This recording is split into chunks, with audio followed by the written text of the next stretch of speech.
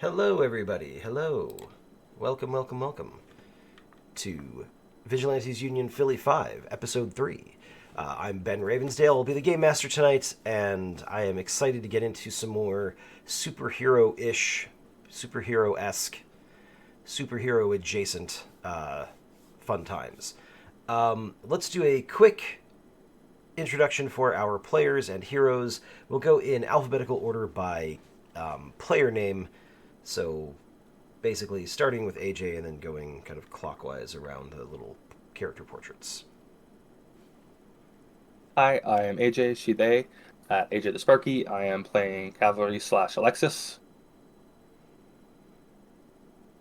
Hi, I'm Jade, she, they, and I'm playing Mads, a AI possessed hacker and neuroscientist. I'm Kay, and I will be playing Sport, a adaptive clone of Shenanigans. Yeah, I was gonna say you don't know who you're a clone of yet, do you? Yeah, no, he has no idea. Well, he's he's a clone. He's genetically made up. He doesn't know. He's Sport. He's just around doing things, Exactly. I mean, trying to human. What's that? What's personing? What is identity? exactly. Do you need to know who you're a clone of? You're your own person. Maybe. All right. Well, yes. Hello to all of our heroes. Sadly, Stasis will not be able to join us tonight. Stasis was unceremoniously called away by whatever cosmic being imbued him with his powers. So, at least that's the explanation we're going to go with. So yeah, tonight we are trying a slightly different color scheme for the background. Hopefully, that is not too jarringly difficult to look at in the tabletop screen. Let us know if it is. Also, please let us know if there are any issues with the audio on anybody's side. Kashra tries to human regularly. It's probably a good habit to get into on a daily basis. Yeah, just to kind of keep up appearances at the very least. Yeah. All right. Well, welcome to All on the Table RPGs. We really appreciate you joining us. But let's jump into things, shall we? First off, it's a game of Marvel Saga, so we have to start with drawing our cards. We will go in the same order we did introductions. So starting with, luckily all the character names and player names are all alphabetically. That's in the same order. So I'm going to switch over to using character names exclusively. Cavalry, if you wouldn't mind drawing your cards first, please. Good old hand size of 4. Still think Oh I'm the only yeah. one currently. Yep. Also, I will apologize to everybody. I have a little bit of a cold, so if I sound stuffed up, it's because I am. If I start coughing or anything like that, I will try to mute first, but if I accidentally randomly sneeze or cough and the microphone catches it, I apologize in advance. I have loaded up on some Dayquil. We'll see how well it works. Right, that's my 4 cards. All right, Mads, you're up next. Kasher, color scheme looks good. Awesome. Thank you very much. Appreciate you checking that for us. All right, who we got here? Ooh, I always like seeing those Doom cards.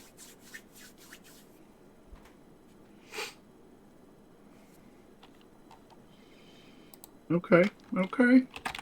Can work with this.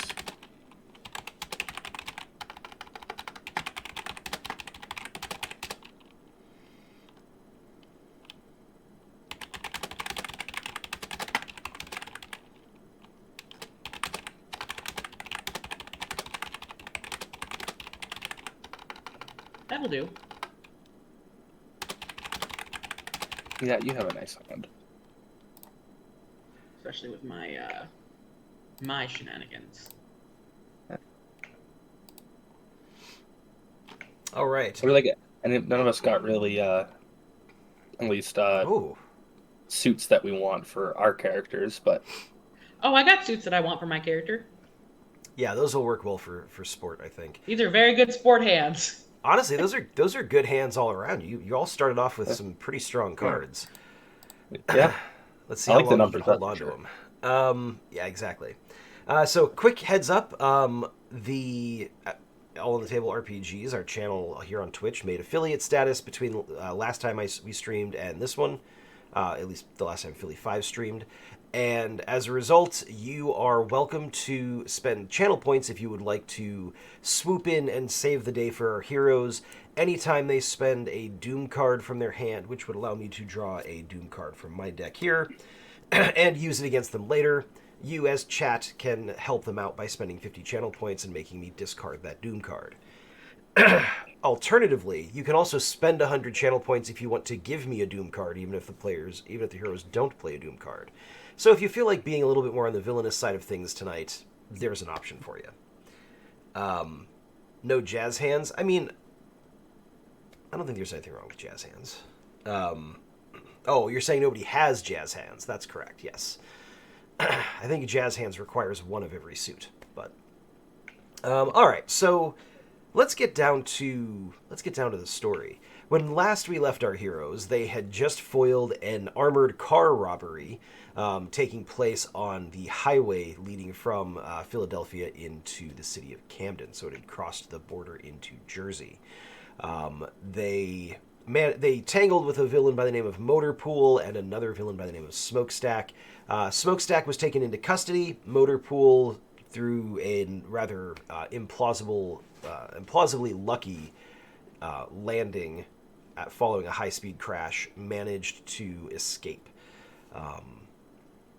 So there are currently 2 villains that are in custody as a result of our heroes' actions. There was Stranglehold from Episode 1 and Smokestack from Episode 2, but there was also a lead they could follow up on. It was sort of a suspicious-looking building or doorway in a building that had a lot of very militant-looking individuals or militant-seeming individuals kind of funneling into it throughout the day in kind of weird, it's very suspicious kind of behavior.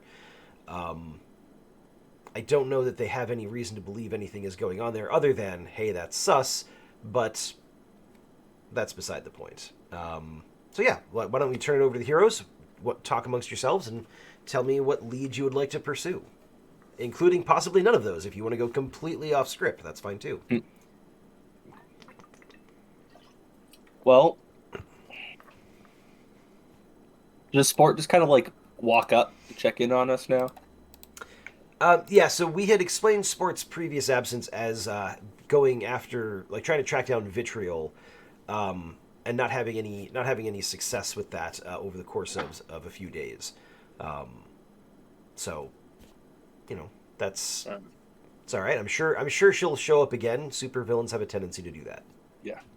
Well, Yeah. the building is actually our lead on Vitriol, or at least whatever Vitriol's up to. That's true, because, yeah, the reason your attention was drawn to it in the first place is because you found some security footage or, like, traffic camera footage and stuff like that that kind of led you to believe Vitriol was actually casing the building, specifically keeping an eye on that entrance. So yeah, that's what you know so far.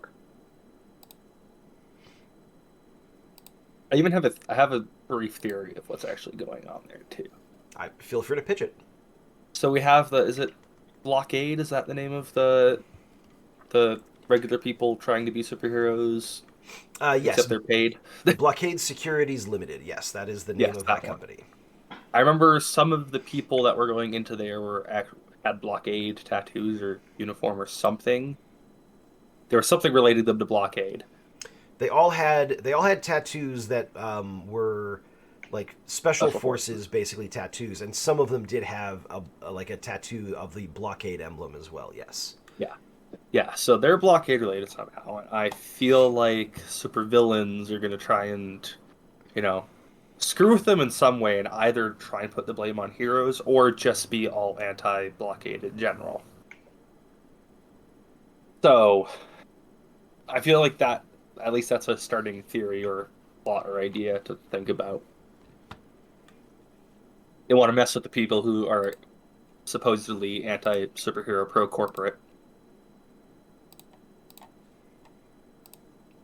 Yeah, So, that's a possibility. it's at least my starting working theory. It's nice to have a starting point. Yeah. We'll have to see if it holds water in the long run, but yeah. Anything catch anybody's interest? Yeah, just for the sake of where we're at, Mads is still new to superheroing, so kind of going with the flow still. Okay. Doesn't.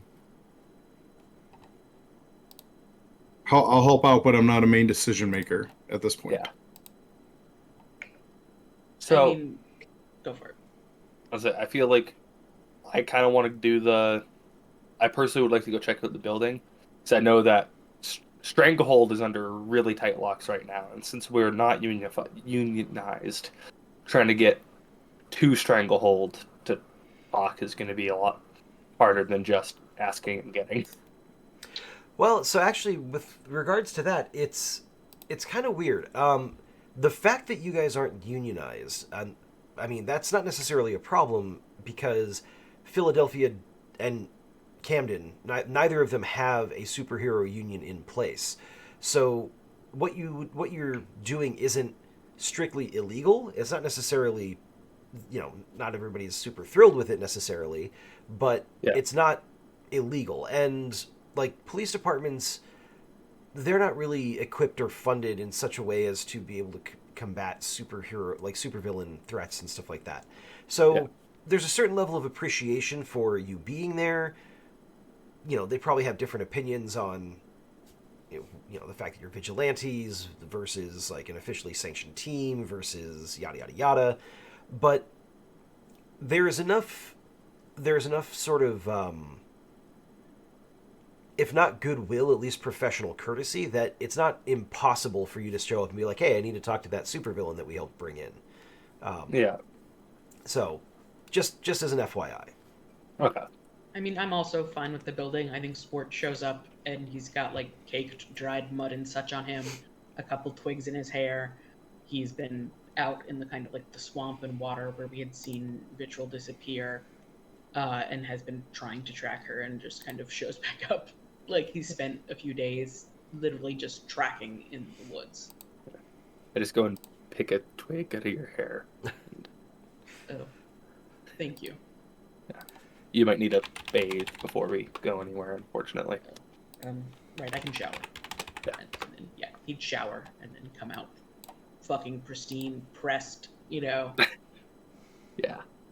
All right, I didn't have luck finding Vitriol. What is the next? I don't see Stasis. I catch up. Yeah. Doesn't see Yeah, Stasis. catch you up. Okay. Stasis had to blip away for however long. Stasis got called away by Time Daddy. Yeah. Yeah. Yeah. I just imagine like, I'll be right back. Then we should probably check out the building. Yeah, the building's my next lead. Part of me wanted Stasis there because, hear things, see things, hear evil, see evil, speak Stasis evil. is good in but- every scenario. Yeah. Well, the counterpoint is, I'm actually kind of glad Stasis isn't here for that, is how do we make Stasis look normal and get him into a building? We may have issues this military building getting me in. It's not a military could be. building. It's just this is like there's like a nightclub on the top floor and like a Five Guys burgers and fries built into the What is bottom a of it nightclub? somewhere. It's where people go spend the same amount of money to do really weird things, questionably legal, to really loud music and disturb the peace. Those should be shut down. That sounds terrible. But people have fun and spend money, and people who would shut those down also like receiving the money. So. Let's just go. This sounds too complicated. Yeah. Sport will go. All right. So then I'm going to close. I will say, that, Sport will close kind of look that. around a bit and be like, throw a scarf on, like try and like be like kind of a little less Sport because like he doesn't know exactly. He like grabs a trench coat that belongs to Stasis and a scarf and like a hat. How tall is Sport again? Sport's like, what was he, like 6'4" or something like that? Okay, never He's mind. tall. Man's just gonna like look at Sport and just be like, "So what's your deal?" What's your deal? My name is Sport. I like offer a hand. Well, My I'll- name's Sport. Well, all right. Let's I put go it with the this small way. talk. Yeah. Sports powers summarized is let's be glad Sport's on our side. Well, all right. Can I like completely? Can I take a moment and just completely analyze everything about Jade and like kind of utilize my Mads. super Yes. physiology and sorry, Matt. My super physiology and my assessment, observation, etc. Like roll all those things in and just go to town on Mads. Like, what is this? Who is this? What's their shtick? Sure. Give me. This is going to be an intellect action, I think, using assessment. Okay, I will pull in my 7, and I'll get to draw a card because I'm using a card Yep. of the right nature. I So that's an forgot 8. that you're- Ooh, I get a Doom card already. Yeah, an 8 Doom card too. So that's a 7 and an 8, which would be 15. And then given sports assessment, that is plus. It's plus. Whatchamacallit? Sorry, what is the. So 4? you're going to add 4 for having the skill, and then 6 for your Yes. intellect. Okay, so that's 10. So that's 25. And theoretically, possibly, I don't know if you can double dip with like super physiology or. Not really, no. Okay. Like, really one skill at a time applies to things, so. Okay, so yeah, 25. Okay. So, Mads, sport is currently, like, basically, 1,000 yards staring you, kind of assessing you. Are you trying to resist that, or, I've drawn my card. You can draw a card back, sport, by the way. Oh, thank you. Yes. You're welcome.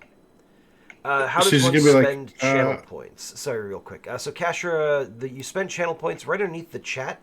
There should be a little icon that has a number. It's probably 300 or so. If you hover over it, it's a button you can click to spend channel points. And then you should be able to... The two We don't options have- aren't there.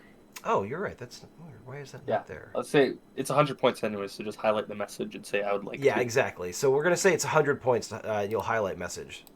Yeah, that option's not there for some strange reason. Yeah, I As don't far have it as... either. I thought I put it in there, but... So right underneath the chat window, when you click to type it... Now, if you're on mobile, it might be different. This is from a computer perspective. Oh, wow. Yeah, the price just doubled. I don't know what to tell you.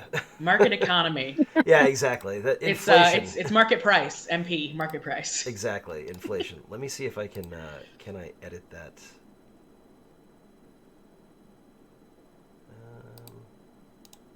That's very villainous. Yeah, Yes. no, I can't. It's fine. We're just gonna stick with 100 for now.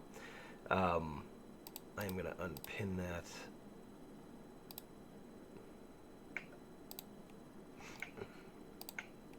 Just don't. Okay, yeah. That's. I'm not sure why it didn't show up.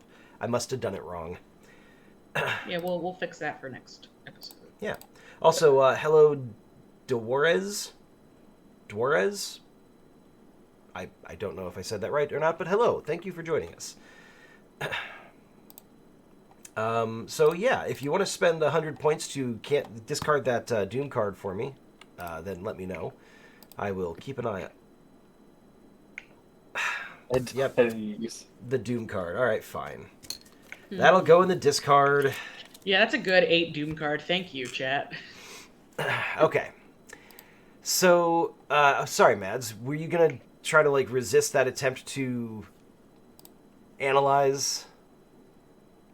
So would this be something I sort of recognize? Is this just like a social analysis, or is there... So like, how would I experience being analyzed? basically, someone staring at you really, really intensely. It doesn't manifest as any sort of like. No. Oh, yeah. Then she's definitely just gonna be awkward. Like, can I help you? Are you okay? Don't worry, he does that. Like- And like I move like this way, like he's following me as I like. Okay. Well, So with a I'm- 25, I'm Mads. Like, hold my hand. Nothing. Okay. well, look, you gotta hold the hand, and the hand that was goes to grab your hand and does hold it like decently firm.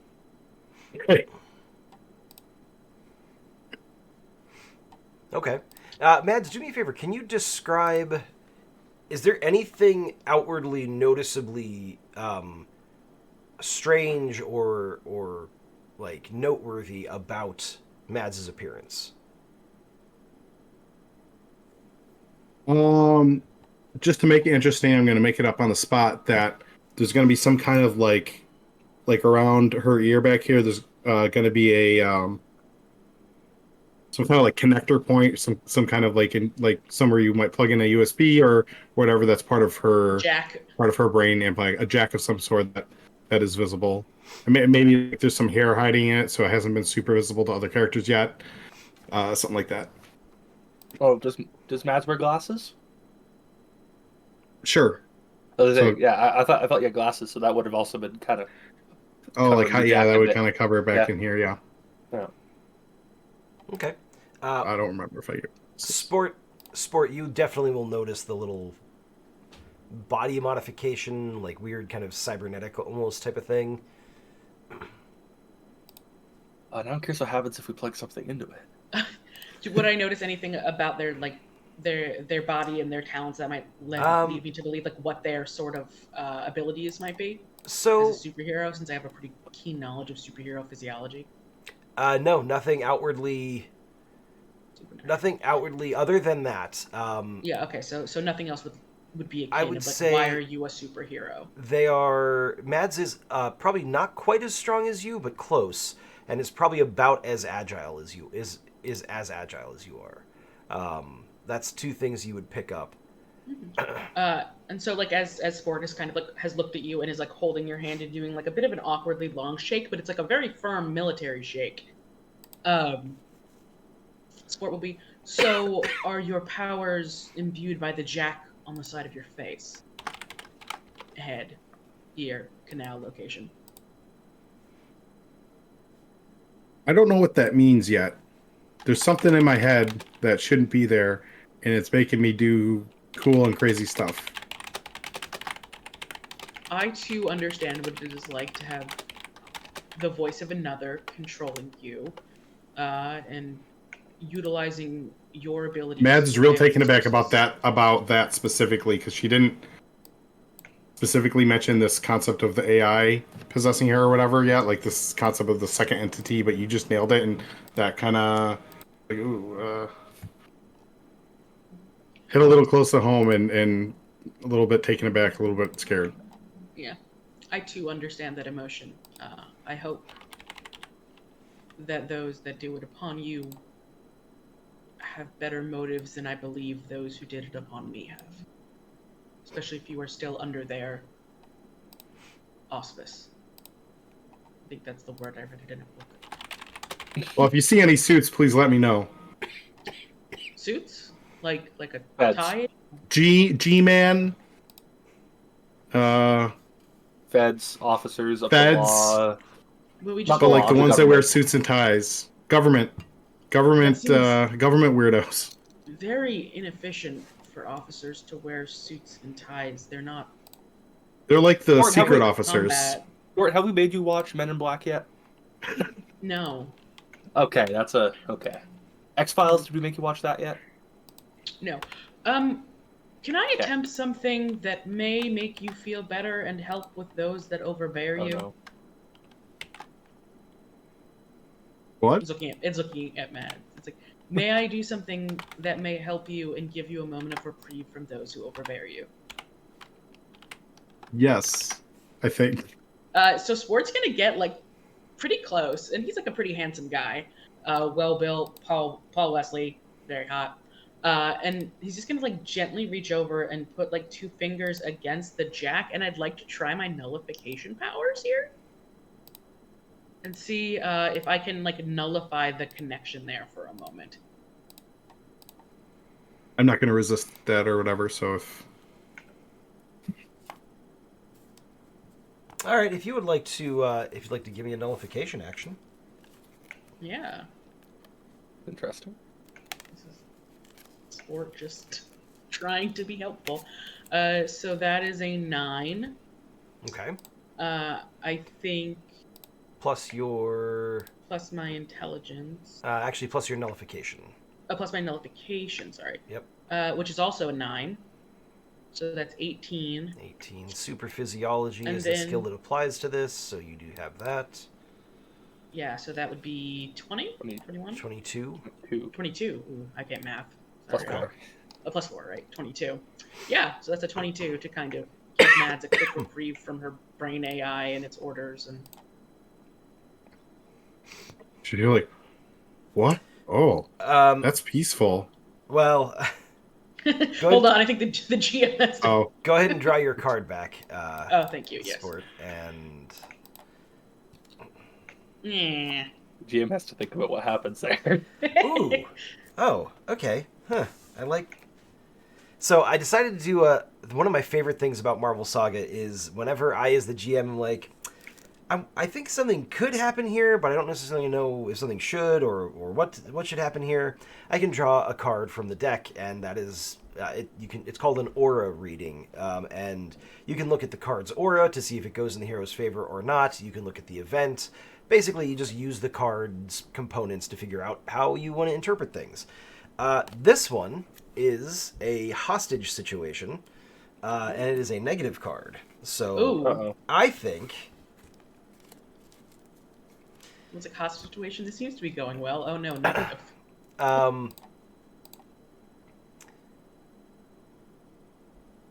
Yeah, I think that as you do this sport, first off, the nullification does seem to work.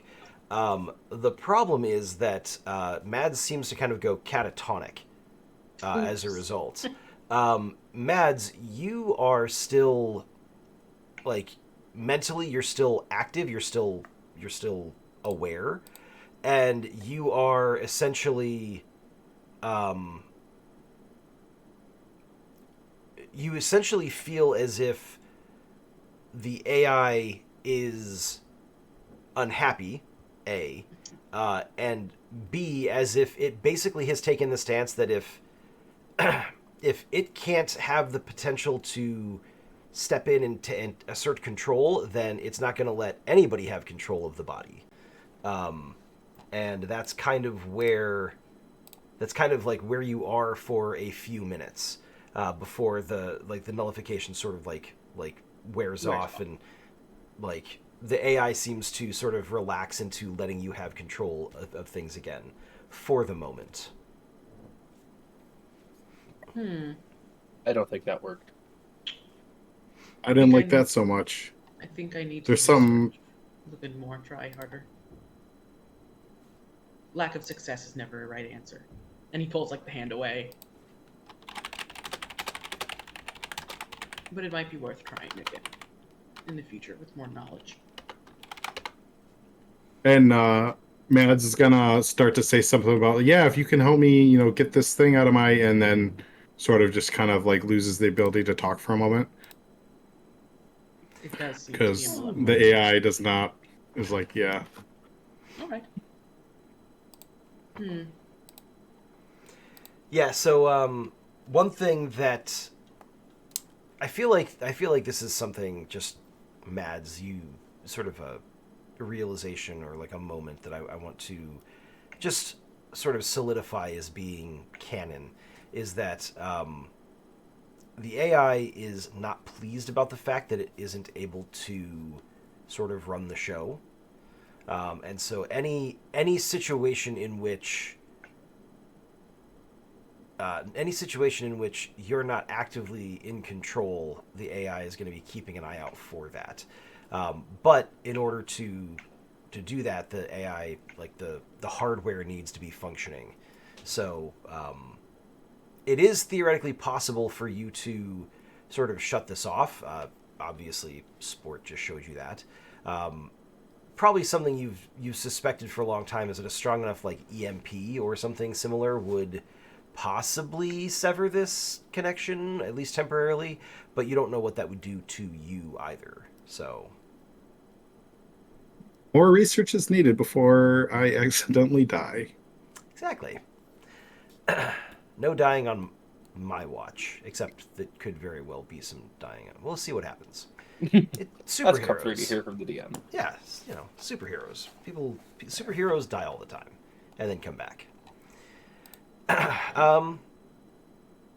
All right. So yeah, I mean, feel free to continue interacting if that's what the three of you want to do, but Hmm. you let me know. I have what I need to know about you for now, or what I can assess, unless there's anything you wish to share. You willing to share anything more about you besides sport My name and is apparently your Sport. ability to like magically interface with other creatures? My name he like put like my name is Sport. I use the he/him identifying features. I've been living with Stasis for about a month and a half. It was a bit longer than Um, that. I was a bit longer than that, like two months or something like that. Something close to We've known each other for 4 now, I think, or 3. Wait, has there been a time jump? No. Because Stasis, he was only with Stasis for like a month, 2 months. Okay. Uh, so we've known each other. I've stayed with Stasis for 2 months. I am on a journey to be a proper hero that does the right thing, and I am augmenting and learning my definition for that because the one I had prior, I do not think was accurate.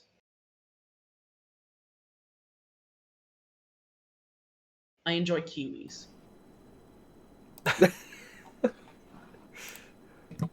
Yeah, man's gotta like chuckle at that Like last just like bit. things Sport knows about himself. Okay, now do you mean kiwis as in the fruit, the bird, or the people? There's more than just the fruit. There's the Are they fruit, there's like the the fruit? bird. They look like, imagine a kiwi fruit, but it has feet and a head, like a bird head. Does it taste Or do like you kiwi? No, it does not taste like a kiwi. Okay, well then I like the fruit kiwi. Yeah. I, There's I also have the not people encountered kiwi, the but other those are two. just I people. haven't encountered those to know if I enjoy them or not. There's the people kiwi, and they're from New Zealand. They're actually pretty nice most of the time. Interesting. Mads, what were you going to say? Uh, Mads is gonna like ask you, Sport. Do you know how to use computers? I have a basis of understanding for utilizing it to find things and technology for what is imperative for tracking and for understanding and research. But I Okay. have Have not. you I have have so limited let me tell you basis. about these and I'm actually Matt's gonna write down on a piece of paper like the URL for Wikipedia and Urban Dictionary and hand it to Sport. Check these out when you have some time. Okay. Be And he like careful of puts the it down second one. on the desk. Actually, no, I don't think Cavalry knows what the second one is. All right. Never mind. But yes, those are some things. I can tell you more if you'd like more. You seem to be a trusted ally. Thanks, I think. Still like not fully understanding the context here, but um just kind of like a kind of awkward short nod and like okay, moving on. So was the nod a yes for more information, or no because you've added move on into the vernacular? Oh, move on. Yeah. That Okay, was my move on nod. you move. Okay, I will add that to my repertoire. And she's picking up that something about Sport is he's learning sort of how to communicate and apparently be a human. Yes, He's learning how to Yes. people. he's Yeah. learning how to Learning people. how Like to what? people. A move Sport needs on nod, but practice with the wasn't people. nod supposed to be an affirmative? This is. So, Uh, nod. This is affirmative. What's up? Gentleman nod. Let's go. Or, yeah, let's go and check this out. That's all you need to know. You're not wrong about most of that. Yeah, I mean, I was unfortunately a cis man for 18 years. I know how it works. and Sport, yeah, just like you watch his eyes like flicker as he's like clearly thinking this over and viewing himself in this knowledge. He's like, all right, do we now wish to go to the building to investigate? Yes, that's next step. Perhaps it will patrol. So yeah, he puts on Stage's like trench coat and like a scarf to try and be and like a little cap to try and be a little less obvious. Just like a What time? superhuman spawn. How many years is it again? I mean, like, I haven't really officially like decided. I think so. We'll call it fall. It's October. Sure. okay. Make it easy. Yeah, I'm just thinking like, is the Does he is the walk out in coat the weird or not? Yeah. No, I mean it's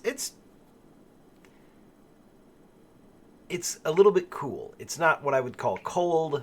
People who live in this part of the country probably are fine just walking around without like a coat on, maybe just a thin hoodie.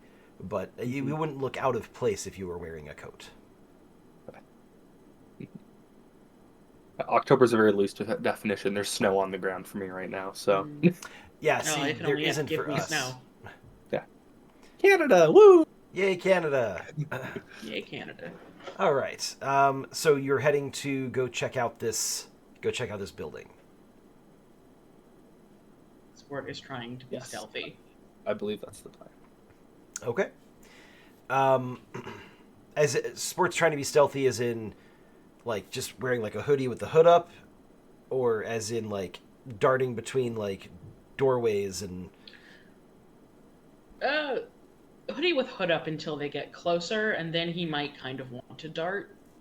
But for general, probably. I'm just, imagining like when Captain America and Tony Stark put on hoodies and sunglasses and assume no one can recognize them. Exactly. It's very much that. Yeah. It's very much that. He's forget the trench coat and the scarf. He's got an oversized hoodie that he's flipped up and a pair of like very clearly dollar store sunglasses. Yeah. Okay. Mads, are you taking any efforts to obscure your appearance? Put on a face mask. Okay. All right. Try to defeat any facial recognition. That's fair. And did you decide on yay glasses, nay glasses? I guess glasses, yeah, because then I can do cool tech things with them at some point if I decide to install cool tech things in my glasses. All right. I like it. So, yeah, the three of you kind of make your way. It's a little bit of a jaunt from the computer repair shop that you guys are currently using as a sort of a meeting up point.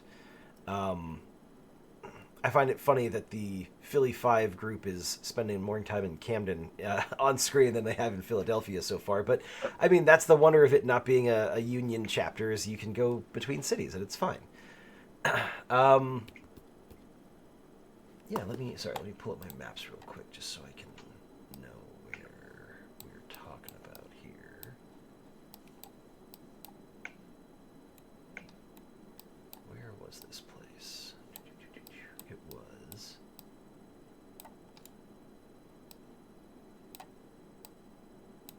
Brooklawn. There we go. That's where it was. Okay. Yeah. All right. So, are you driving? Are you walking? I'd imagine. Well, so we have the issue of motorbike holds 2 people. We have 3, and one of Yes. us can't teleport anymore. That's true. So, who wants to take the bus? Dibs out. I've never taken a bus before. It will be a learning experience. I'm not sure if I want to send you on the bus. So what you're I'm not sure saying if I want to is send either of you on the bus. what you're saying is you need a sidecar for the motorcycle. But it defeats the cool. What happens when it transfers into a horse? Does the sidecar just roll off to the side? You'll have to find out. Does it come with a chariot? That would be pretty Okay, cool. if now the that sidecar would turns into that would chariot. actually be pretty awesome. That's Yeah, like the pretty horse cool. transforms and the sidecar rolls to the back and becomes a chariot. Chariot. That's pretty dope. I'd be willing to roll with that. That's actually pretty awesome. I'm thinking about it now. Thinking about it now. Think about it. All right. Well,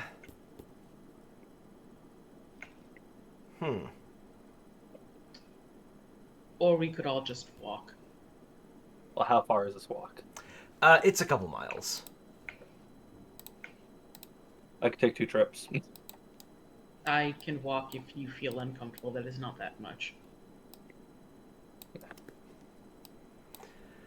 Well, yeah, okay. I would like to go at the very least go ahead on the motorbike. Okay. That's fun. So, Sport is gonna try and keep up with the goddamn motorbike. You can Captain America run, but you can't go lightning speed 7. no. No, he Um, can't. He's gonna try. That doesn't mean he's successful. are Mads and Sport going together, or is Mads going with Cavalry? I'd suggest Mads come with me. You can go Yeah. on the bike. Yeah. Okay. So, Sport is going to basically book it after the motorbike. And are you basically just dropping off Mads and then going back to pick up Sport? I will drop off Mads. Okay. If there's anything you can do to see if you could find the metaphorical, weird, technological backdoor to this building, because we know where the physical one is. It's right there. But if you can find that while I go pick up Sport, Okay. let me know. Then I go and I double back and pick up Sport wherever Sport is. Okay. So, Mads, you're on your own for a moment. Are you basically at the target building? Because it's a fairly large building that's got I think I described it last time as having like there's like a Five Guys burger place, and there's like a Starbucks or like a coffee place and stuff like that, and like some nightclubs up on the roof level floor and stuff like that. So are you like going to the coffee place to kind of like hang out, have a place to sit and do your techie stuff? Yeah, I'll kind of hacker in the Starbucks is a good trope, Okay. and see what I can connect to in the around the building. See if I can get access to some security cams or something. All right. Are you using your own computer, or are you trying to kind of wirelessly mentally link to a device? I'll use my own computer, like traditional, Okay. for this one. All right. Give me. This is going to be an intellect action using the computer's skill, which you have, so you probably are going to be okay with it. But go ahead and give me an action for it. There we go. Spending the 6. All right. So you'll get to draw a card off the top of the deck and add it to that. And if it's another intellect card, then you get to... hey, it's another intellect card. You get to flip another one. And another intellect card. All right. Ooh, a doom card. Yay, I get a doom card. Boom. It's Okay. a 2. Well, that doom card just triggers me to draw a card off my deck. That way I'm not messing with the card economy of your deck. So you don't know what it could be. All right, so that is a 6 and 6 is 12 and 3 is 15 and 2 is 17, plus your intellect of 11 is going to be a 28, plus computers of 4 is a 32. All right, go ahead and draw your card back.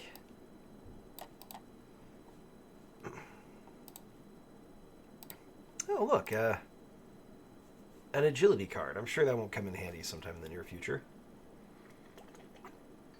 Gadgetry and thievery are my 2 agility skills. They are.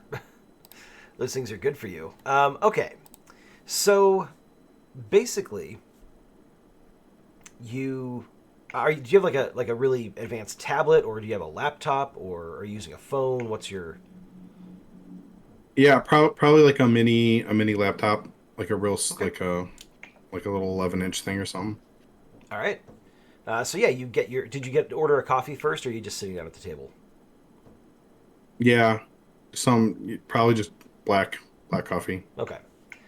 Complaining a little bit about it costing like $6 because it's just plain black coffee. Yeah, exactly. This is ridiculous. So yeah, you go sit, plunk the coffee down and start tapping away. You aren't going to be able to... You don't necessarily get everything you want before the other two get back, but you do make a couple of discoveries. One is that there are a couple of Wi-Fi networks behind some pretty serious encryption that don't seem to be associated with any of the businesses in the building.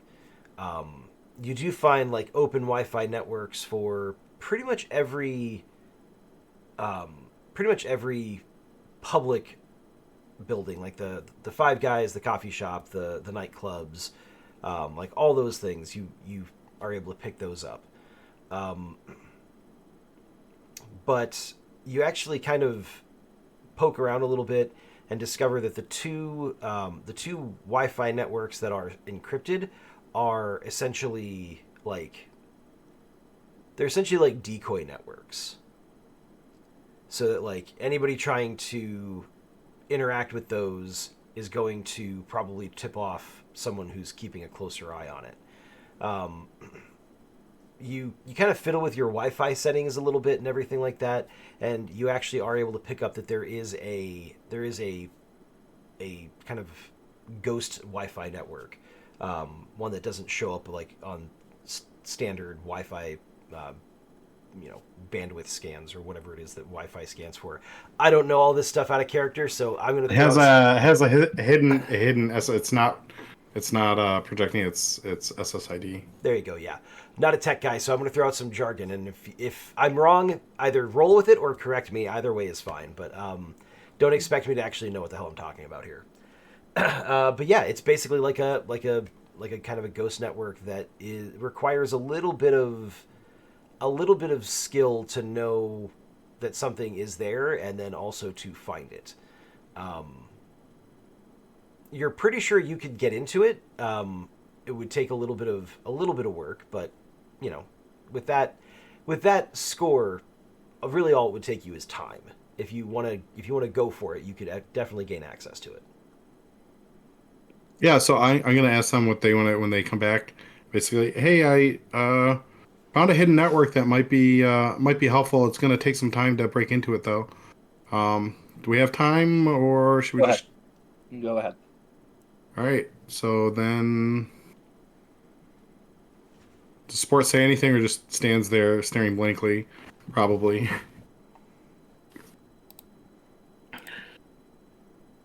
I didn't realize we had made it back yet. I thought this happened while you were getting sport. Well, I think it was they got to that point by the time we're getting back. Okay, Correct, so by the time we yes. get back, okay. That had not been stated, so I didn't realize.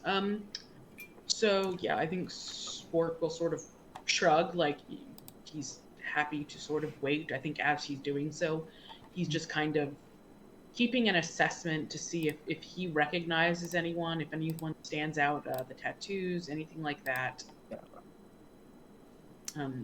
Okay. Yeah. I'm thinking, Sport, you and I want to do an exterior, like, essentially do that around the outside while we wait for Mads to do the interior techie stuff. That's fine.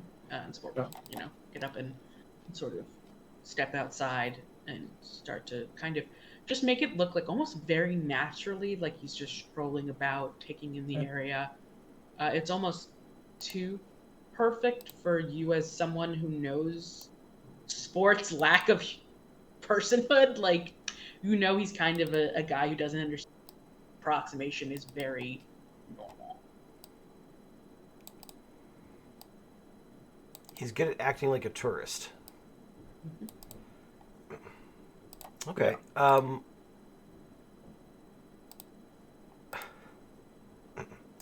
I almost said cavalry. Give me an agility action to see whether or not you were able to find a parking space close to the place. But I'm not going to do that.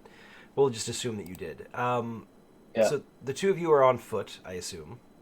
Mm-hmm. Yes. Okay. Give me an observation action. You can. Just one of you can do it, or if you both want to, you're welcome to. Not assessment? Not assessment. This is observation. As that intellect or willpower? That is a willpower action. Okay. Let's just... Okay, so it looks like Sport is going to go ahead and do that. So that's 11. So that's an 11 plus your 6 is 17 plus observation is 4 for 21. All right. But you said willpower. I'm also going to do one. Okay, go for it. Ooh, a Doom card. Yay. That is a 19. Okay, so a 21 and a 19. Both very good scores. You can go ahead and draw your cards back. I'm going to go ahead and discard some stuff. Pardon me. Yeah, as the two of you are kind of doing your rounds, you know, kind of checking the building out and everything like that,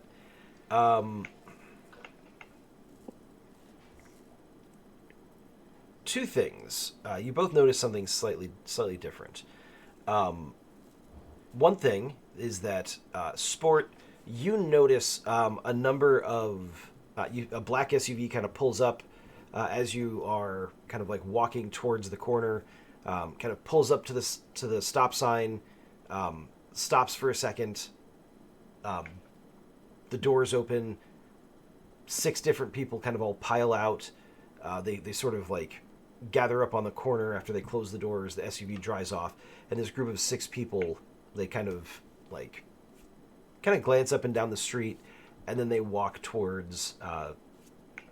So it's around the corner from you, but you presume they're walking towards the door that the 3 of you are particularly interested in.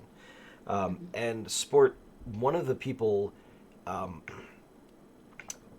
of them is a woman that you recognize from your time with the Institute. I don't know what you call them.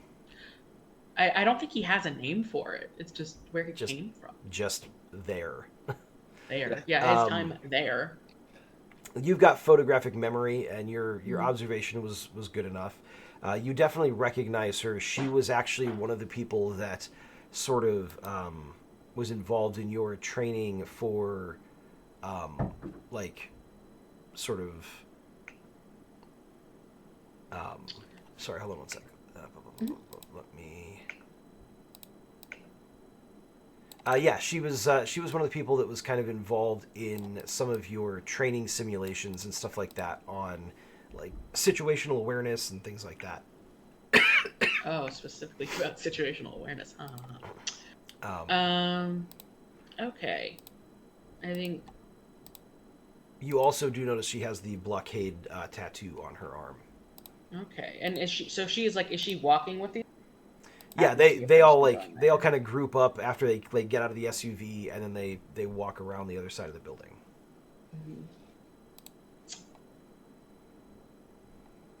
Okay. Yeah, Sport thinks for a moment of maybe doing something, but stops himself. It's too great of a risk, but he will gently turn to Cavalry. For your edification, one of those individuals is from there, the woman with the sort of bob haircut. I do a casual glance back and nod. I'll keep that in mind. She was particularly... sorry, go. No, go ahead. She was particularly useful. A lot of my time with her was spent on assessment. So she may be quite vigilant. Right. Cavalry, what you notice is as the SUV pulls up and these people kind of pile out, you notice someone on the rooftop, like the terrace, like nightclub area. Excuse me. Kind of poke their head over a little bit, and they're kind of like keeping an eye on the SUV and this group of people, and you're pretty sure it was Vitriol. Okay. Well, I'll say to Sport, I don't think we're the only people on lookout here. I think I saw Vitriol. Who, I guess you don't know that in character yet, but in character, we've found out their names finally, so. Sport will ask for you to kind of like point out the area so he can look over to where they are as well. Rooftop. If I look at the rooftop, is it just Vitriol? There are others with Vitriol. So it was kind of just a quick like glance over the edge. Once you look up, the person's not there anymore. Okay, they're not there anymore. So cutting back to Mads, Mads, like I said, you were successful in like your action score was really good. So it takes you a little bit of time, but you are able to kind of break into this network. What are you looking for? Either like large like file stores where I can just like dump a bunch of data, um, or I don't know, security cameras so we know what we're walking into. If I see anything along those lines, Okay. Um, I'll give you one of the two. Which is your priority? cameras. All right. So you do indeed find a sort of a pathway to a number of cameras so that you're able to pull up. Sorry, one second.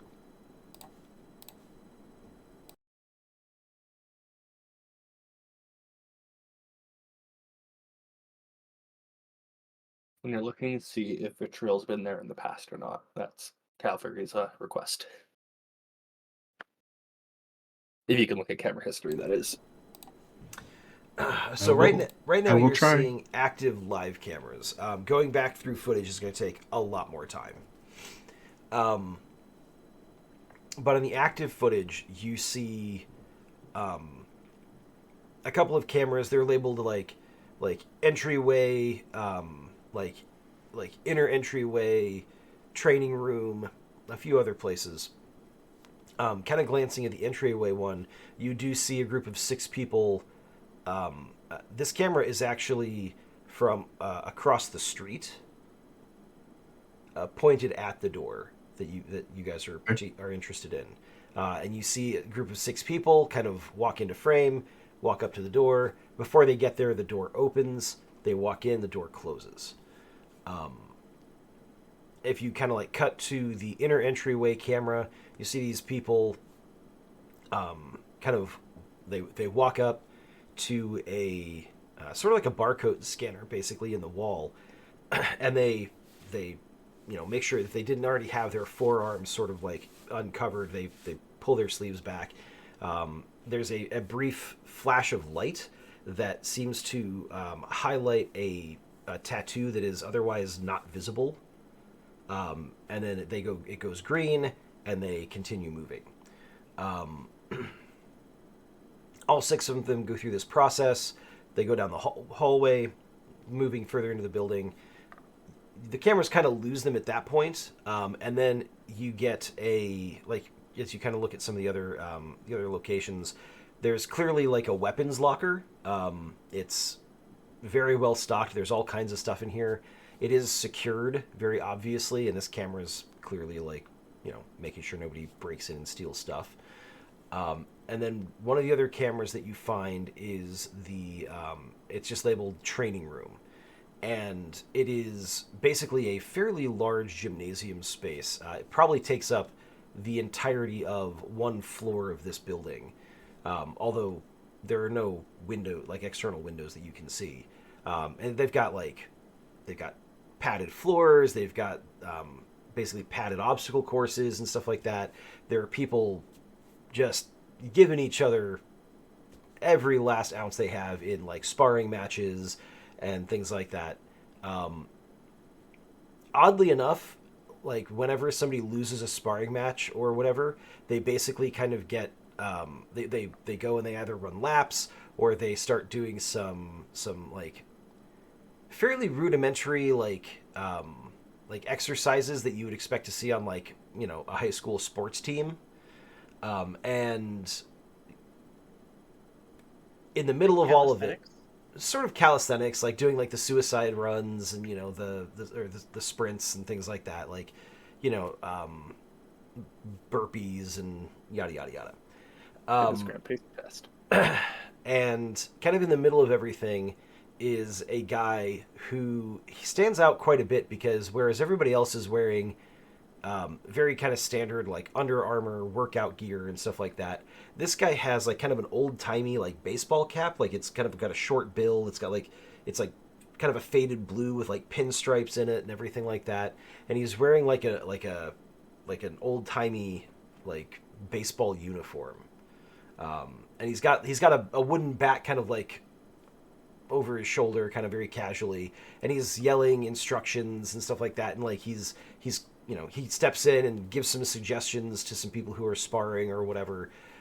He very clearly is like sort of overseeing all of this training that's going on. Mad's gonna turn her computer to the other two and be like, "Look, I think I found a cult."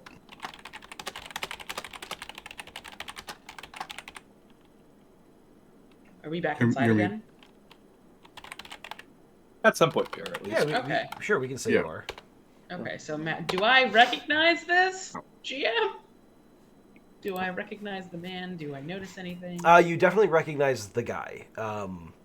Actually, as you get in and you kind of like take a look and you like your recognition clicks in, the guy kind of like calls everybody like all right, come on, form up, and pretty much all of them like stop and they go and they all in unison yell, "Yes, coach!" and they run over and kind of like take a knee as they kind of like listen to him like whatever it is he's saying. And like, for a moment, you watch as like Sport's pupils kind of dilate, like, and he's watching almost very intently, like he's kind of almost waiting for the person on the camera to speak. He kind of like launches into. It's kind of cliched, like post practice motivational, like oh, I saw a lot of good hustle out there today, and you guys are putting in your effort, giving me 110%, and I appreciate that. That's what's gonna make sure that you guys, when you're out on your teams, when you're doing what it is you do, you're gonna get that W. Like very sort of cliched,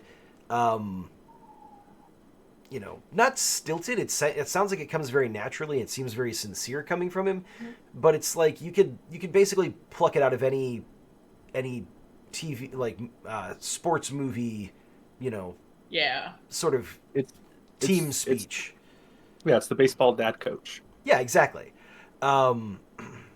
And everybody there kind of seems like they're really like paying close attention to him. One thing I will say is that cavalry, you have the assessment skill, Yes. um, Or military, if that means anything. But and military. Yeah, this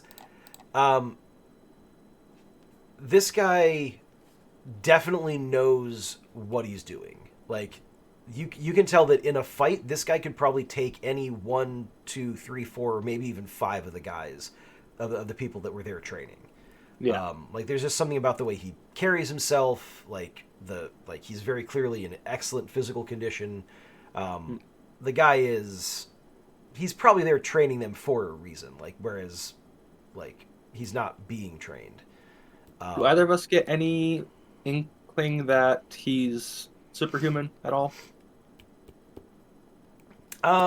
Let me assess that. I mean, Sport would probably be better at figuring that out than me, but No, actually. None of you have any reason to believe that he's superhuman. He's just in incredibly good shape and could probably hold his own in a fight with most people. I was just thinking, he has a themed attire going on. What? That doesn't mean anything. Yeah.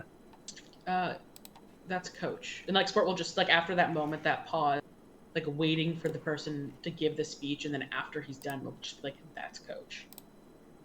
Do you know Coach? Yes. I'm Sport because of coach. And what do you know about Coach? What do I know about coach other than he's just like the best? Just that he knows what he's talking about when it comes to getting into a fight and walking away from it while the other person does not. He's exceptionally good at that, and they called him in explicitly to train you one-on-one. I've spent time one-on-one on him. He's an expert tactician when it comes to hand-to-hand combat. For one to leave a fight with him as the victor is an unparalleled accomplishment. Yeah, good to know. Cavalry, you want to give me a willpower action. This will be using your military skill. Willpower using military. Okay. The edge card lets me draw So another card in basically, my hand, right? it lets you play that too. If it's equal to or lower than your edge, you can play that in addition to whatever card you're actually playing. So it's basically like a little extra oomph, a little bonus.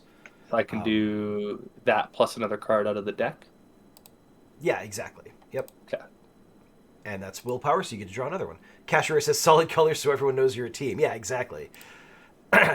Oh, oof. Oh, that's my first exploding draw card. Yeah. that is really good. Okay, 8, so 10, 15, 20 plus willpower is 29 plus military is 33. Nice. 33. Okay, yeah. Go ahead and draw your 2 cards back. Record.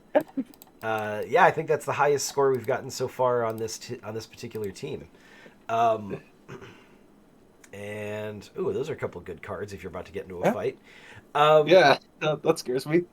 So, yeah, you like as Sport is kind of relaying this. Casher says, "Nice draw." Yeah, thank you very much. Well, on Cavalry's behalf, that was a good Yes. a good draw. Yeah, I'm happy with that. So, yeah, as Sport's kind of relaying this, Cavalry, your time in the military, like you know about this guy, like it's by reputation exclusively, but Yeah. the coach basically has a series of let's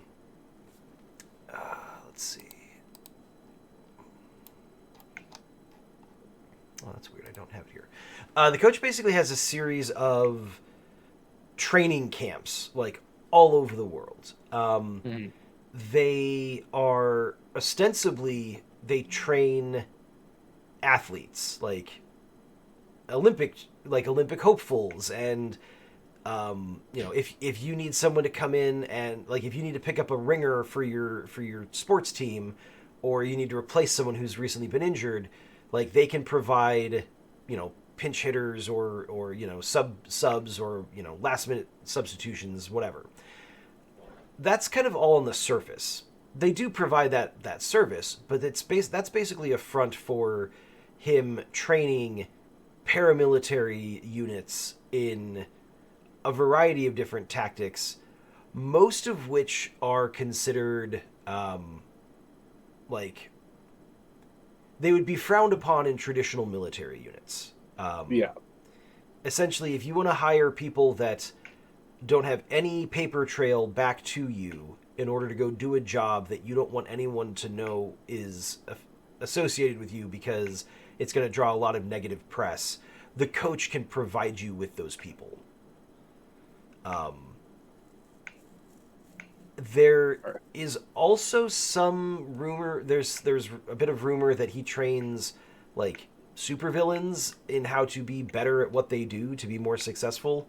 But I mean, that wasn't something that your military history really like. It wasn't really relevant to what you were doing. A little side gig to make some money. Yeah, exactly.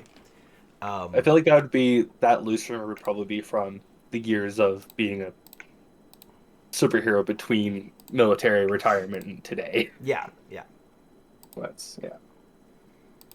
So yeah, the coach does have a bit of a gimmick. He is especially good at training people in. Sorry, 1 second. Mm-hmm. No, of course, take your time. Do you want to do you have water? I have to figure out which way I'm pointing for everyone, so I think I better put that way for Sport and that way for me. Sorry about that. But yeah, like the coach has a little bit of a gimmick in that he does start people off in their training as like, teaching them how to, if they're going to be a team, like teaching them how to play basketball together or teaching them how to play lacrosse or whatever to kind of like push the teamwork aspect of it. So the sports thing it serves a purpose, but it's also a bit of a gimmick. So Yeah. I would like to go inside.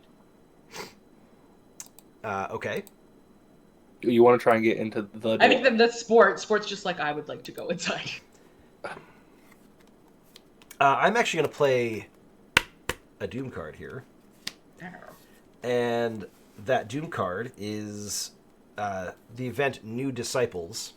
While you guys are kind of watching this and kind of relaying information to each other, Mads, I'm assuming you're kind of like cycling through the cameras, kind of, just keeping an eye on things. Yeah. 2 additional individuals walk up to the door, and the door opens and they walk in. These are not the same as what you saw previously. These 2 are wearing... so one of them is sort of wearing a hoodie. It's kind of got a big hood, kind of obscuring his face. You don't really get much from him. But the other one looks like a statue that is kind of like walking like very methodically, very very purposefully. The big thing about this statue that stands out is the fact that it has a head of very luxurious, vibrant hair. It is kind of short in the front, longer in the back, and it definitely catches your attention because it doesn't look like this is someone who's like just really well built. This looks like a stone, like concrete statue that is moving around on its own power.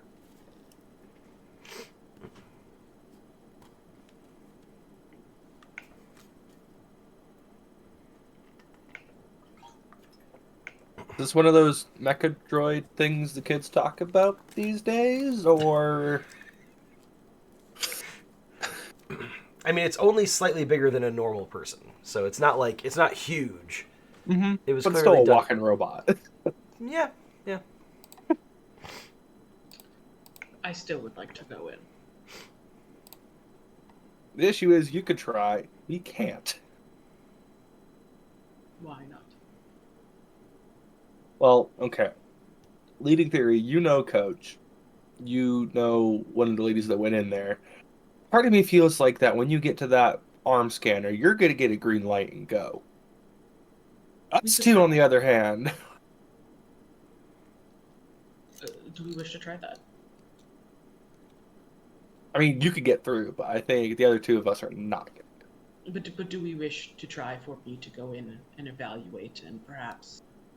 Part of me wants to, yes. Mads, if you have additional apparatuses, I could perhaps place a recording. I've done that in the past, place a recording device on myself, a small, minuscule one, so that you could additionally to their cameras also see through my area. Can I pull something out of my backpack? My magic backpack? Sure. You want basically a camera? I was thinking glasses that have a camera built in and an audio recording built in, so we can see what he sees. Yeah, go ahead and draw a card from the deck, and we'll check the aura. Neutral.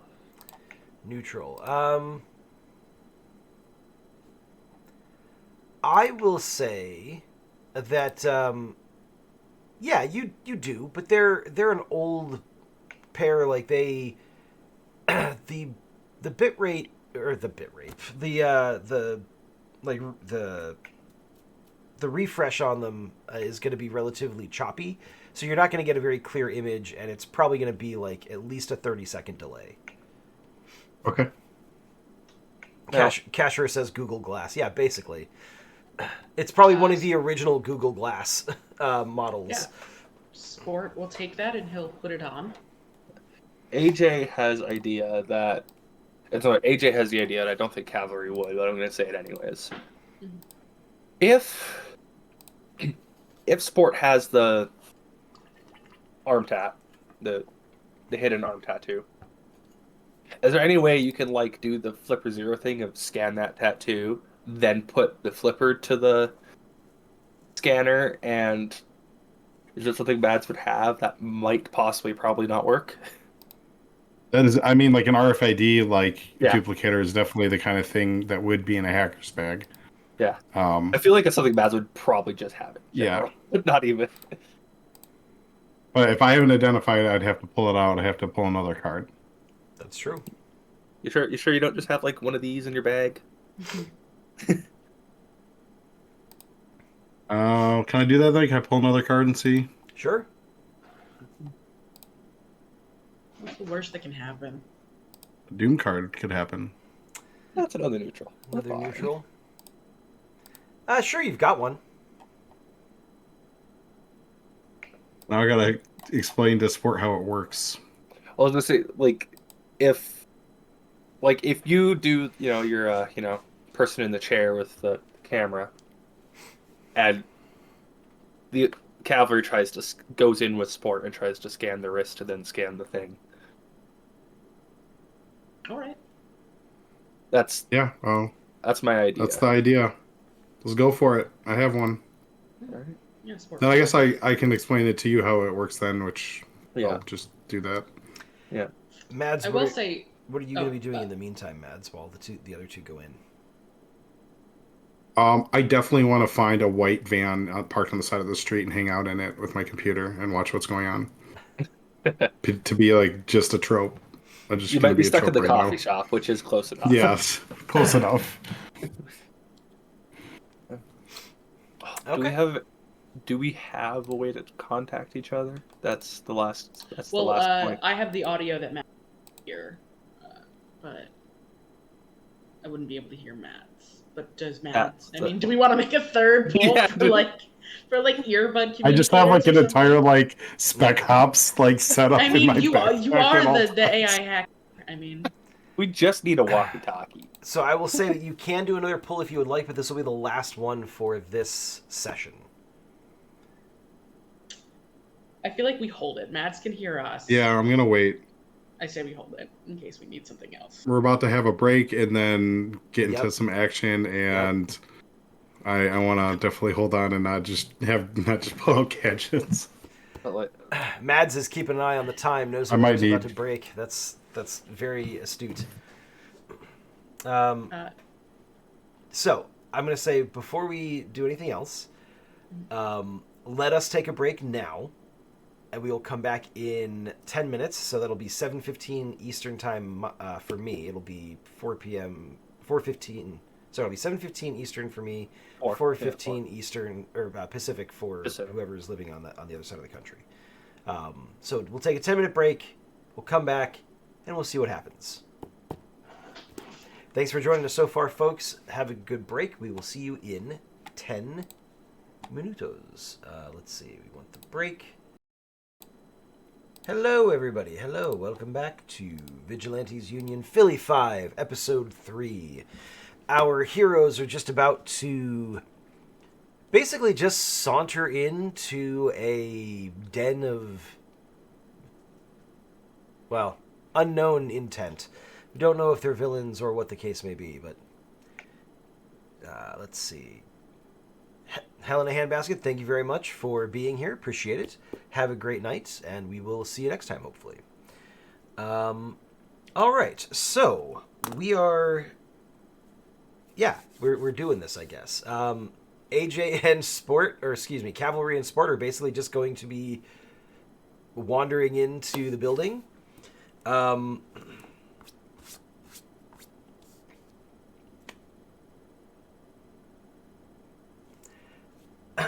Okay, so you walk up to real quick. Oh, yes. Before we go ahead. Sport is going to turn to Mads and ask for via the cameras a play-by-play of how to get where Coach is. Left, right, left, A, B, I don't know. Up, down, left, right, B, start select. The cameras don't actually cover enough of the interior to know how to get directly there. They cover the interior, the outside entryway, the interior entry hallway, and then there's the weapons locker and there's the gym. It doesn't have camera stuff in every single corner. room. Yeah. No. All right, So it's outside foyer. Skip everything to the end. Yeah, basically. All right. So, pardon me while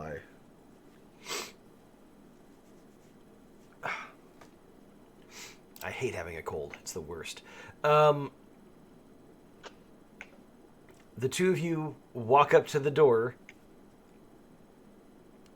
which does goes to do it.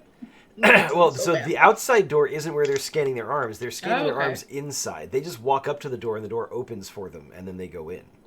Mm-hmm. So you walk up to the door, and it does not respond. Okay, that's partially what I was afraid of. Sport goes to open it, like he will reach for the handle. If there was one. Yeah, if there is one. Okay. The two of you hear an alarm go off inside. Oh no. The funny thing is, though, Mads, you're watching as they, and you can't say anything to them, as we've already established. They go walking up to the door. As they do, the two people that walked in before that suddenly, one of them like sort of disappears from view on the screen. The other one, the big kind of the big like statue person, basically like reaches over and rips the RFID scanner off the wall, and the alarm starts. And just after that is when Sport puts his hand on the handle. So just And like if you're kind of like, I'm assuming jumping back and forth between the cameras, you see all of the people in the training room with the coach suddenly like they kind of like look a little bit startled. They look up at the alarms, and then they immediately like jump into action, like to go whatever it is they're supposed to do. Coach, on the other hand, just kind of like looks at his watch as if he's timing. He doesn't seem to otherwise respond to everything that's happening. The one guy in the hoodie that had had kind of zipped off from the previous frame suddenly shows up on frame, and he darts in. He hits a couple of guys like real quick, and then darts like he's clearly got some super speed behind him. As he does that, he's like leaving behind like almost like after images of himself in certain places, and so some of the trainees are basically like they go to attack him and they get distracted by these after images, and then they kind of realize that's not him, and it's causing a lot of like chaos and confusion among these trainees. A second later, the statue with the wig on or whatever it is comes barreling in and like kind of starts like you know, just really heavy punches on these guys, picking up and throwing them. So it's general chaos inside. But you see that. We're going to cut back to the other two who are still like outside the door. You put your hand on it, and the alarm's going off. What are you going to do? I still pull the door open. You'd have to give me a strength action in order to get the door open from here, because it is locked. I look at Cavalry and I'm like, you should open this. Our strength is the same. Yo, you have strength cards. Oh, that you don't know that. Yeah, but I think Sport's like, you should open this, and like Reddy's combat stand. He'll hit. All right, I'll allow that. all right. So strength score. I can't do all the cool things. I have to let other people do. Do that. Ooh, Oh, that's honestly, a nice card. I don't hate that. Yeah, I was gonna say Well, like at least when you get those really high Doom cards, it's a high card. So So 7 plus 9 is 15. No, 16. Plus 6 is 22. 22, and you don't have weightlifting. Nope. Okay. No, all my strength is in weaponry. All right. So go ahead and draw your card back. I've drawn my Doom card.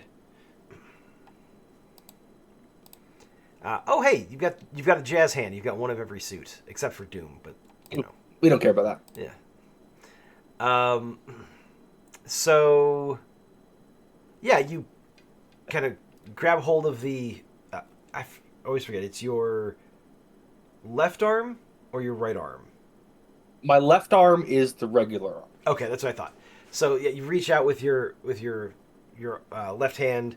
You grab the handle, you kind of plant your foot, and then you apply very slow pressure, but like once you kind of hit a certain point, you give it a really solid like yank, and surprisingly, the door does like the door handle itself actually kind of pops out, and a couple metal pieces go pinging off onto the ground, but you're able to get the door open. If if the alarm had not already been going, it definitely would be now. So I just opened the door the rest of the way and just Yeah, I think Sport stepped in and I think curtsy. yes, sees that it's like alarm wasn't us, as he notices like everything ripped apart because like Yes. yeah, I think that's a pretty solid hunch. Yeah, and talk I about think- timing. Yeah, talk about timing. And so I think Sport's immediate thought is action, and so he is going to rush forward. Does he see like the villains or? So if you're both kind of like running down the hallway, like it's a couple of turns, a couple of sets of stairs, and then you get to like you pass like what's clearly like a locker room. There's like a break room, and then you get to the training room. It's up a set of stairs, you said, right? Yeah. And that's where the fighting is happening? Correct. Okay.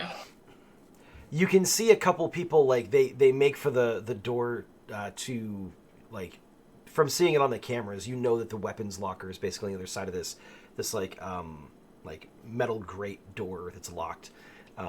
You see a couple of trainees like heading for that door, but then the fast guy like kind of zips over and like smashes into them and like basically is trying to prevent them from getting into the weapons locker.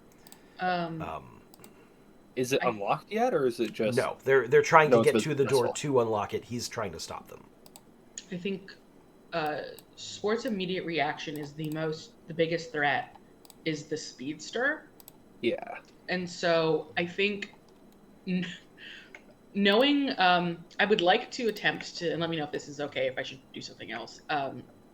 What Sport would want to do is kind of like take a moment and like watch him and the reflectives and the movements, and then based on that kind of tactical observation and tracking and like his knowledge of like super physiology that he has, just kind of like wait for the right moment to put a leg out so this guy just hits the ground and trip him. Okay, so that would be assessment, I guess. But we're gonna actually drop into combat rounds. So that's kind of your action for the first round. If you want to do that, that's fine. Can I make a quick pull aside before we go around the corner into the combat area? Mm-hmm. No, because having a brief idea, if you can... So essentially, one point of issue, I don't think I'm close enough to Bonaparte to use my powers. That is correct. So if you could deal with the speedster and we could get that gun room unlocked, I can be useful again. Okay, I can deal with the speedster. Yes. There we go. That's... Yeah, Sport was already planning to do that. He's like, okay. Yeah, if you could deal with the speedster and keep the gun room open, I also need it there. Okay.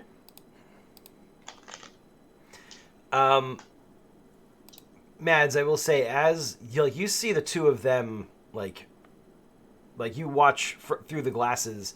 Like I said, there's a kind of a 30-second delay, so you see them come show up on the cameras that are mounted in the building, just a little like a few seconds before you see them actually show up in the room through Sport's glasses. You see the coach.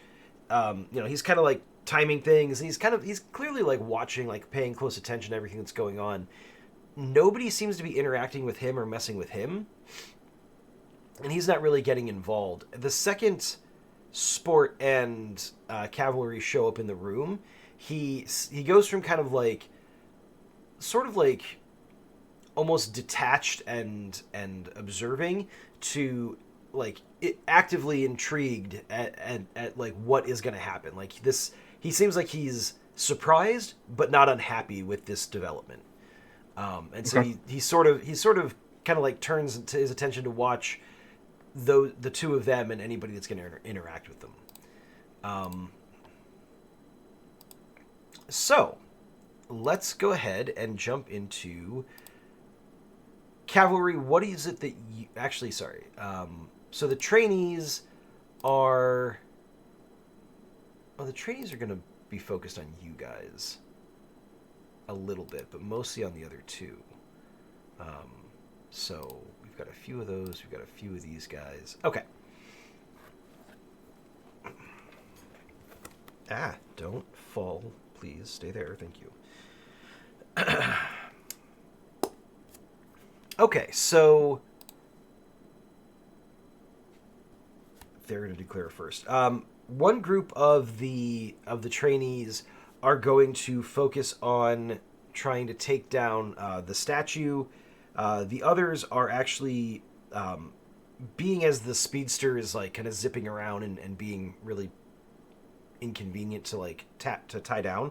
They're actually going to turn and they're going to go after Sport and Cavalry because the two of you have just shown up. So they're basically going to like try to pile on you. And in particular, I think we're going to go with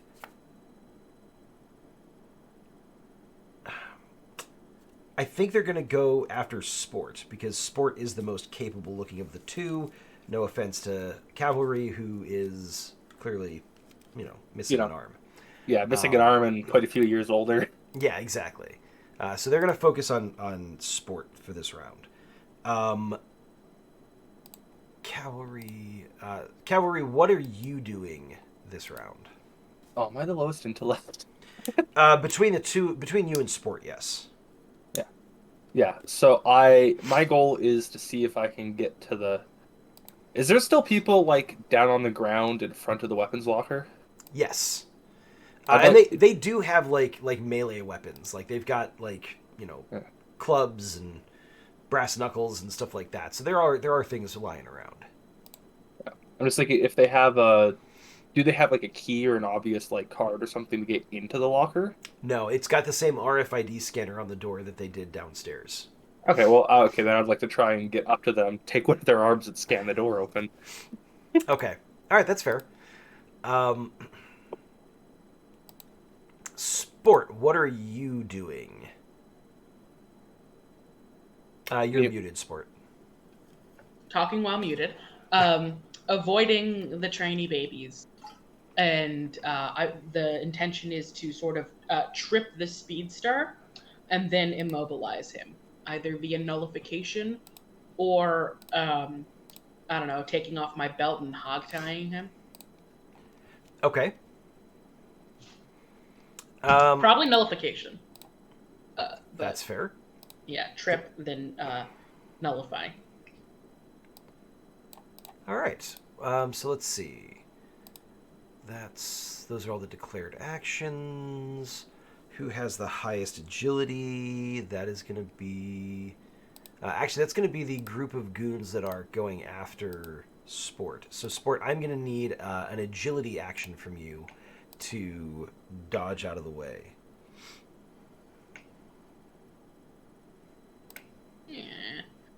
Yeah. So that is a 7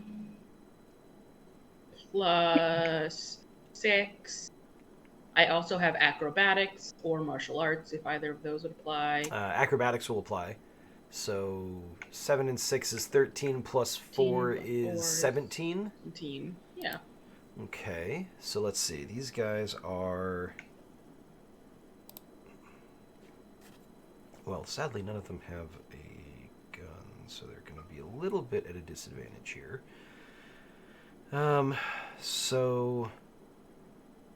Yeah, like, they come, like, charging at you. You kind of do, like, some tuck and rolls, like, under the first couple, and kind of like a little bit of like Just judo evasive type stuff to maneuvering. yeah, like someone like throws their weight into you, you kind of like grab them and fling them into another guy to kind of like get them out of your way, and like you basically just kind of focus on like keeping out of their reach and not letting them kind of get you surrounded and keeping them off balance, and you're able to basically kind of do that without any major issues. Mhm. Cavalry, you're up next. Yeah. We're going to say this is going to be an agility action specifically because I'm going to move these cards down here for the moment just so that they stay out of the way. Yes. I'm going to call this an agility action as you are basically like dodging because it's a bit chaotic. Like there's the big guy who's like throwing people around, and some trainees like kind of see you like going for the weapons locker, and so they try to like intercept you, and the speedster's still zipping around kind of like hitting whoever's convenient. So yeah, give me an agility action to kind of like duck and weave and not get Yeah. tagged. Can I say all I'm doing is like we're not against you, we're not against you. Like sorry, we're not against you. Just let me get through here. Excuse me, Very- pardon me. Yeah, Trying to aid very you. nonchalant, polite. It's very Canadian approach to it. Sure. Okay, well, let's just do that one. That's that one. So that's a 7 plus my agility is another 7, so 14. 14. Oh, 15. 15, okay. That's an 8 and 7. All right. I will be because of your Canadianness, I will give you an extra +1, so that'll give you a 16. Yay! Whether or not that'll make a difference, I'm not sure. I got to figure that out here. Let's see. Okay. See, it serves to be nice. It does. It can.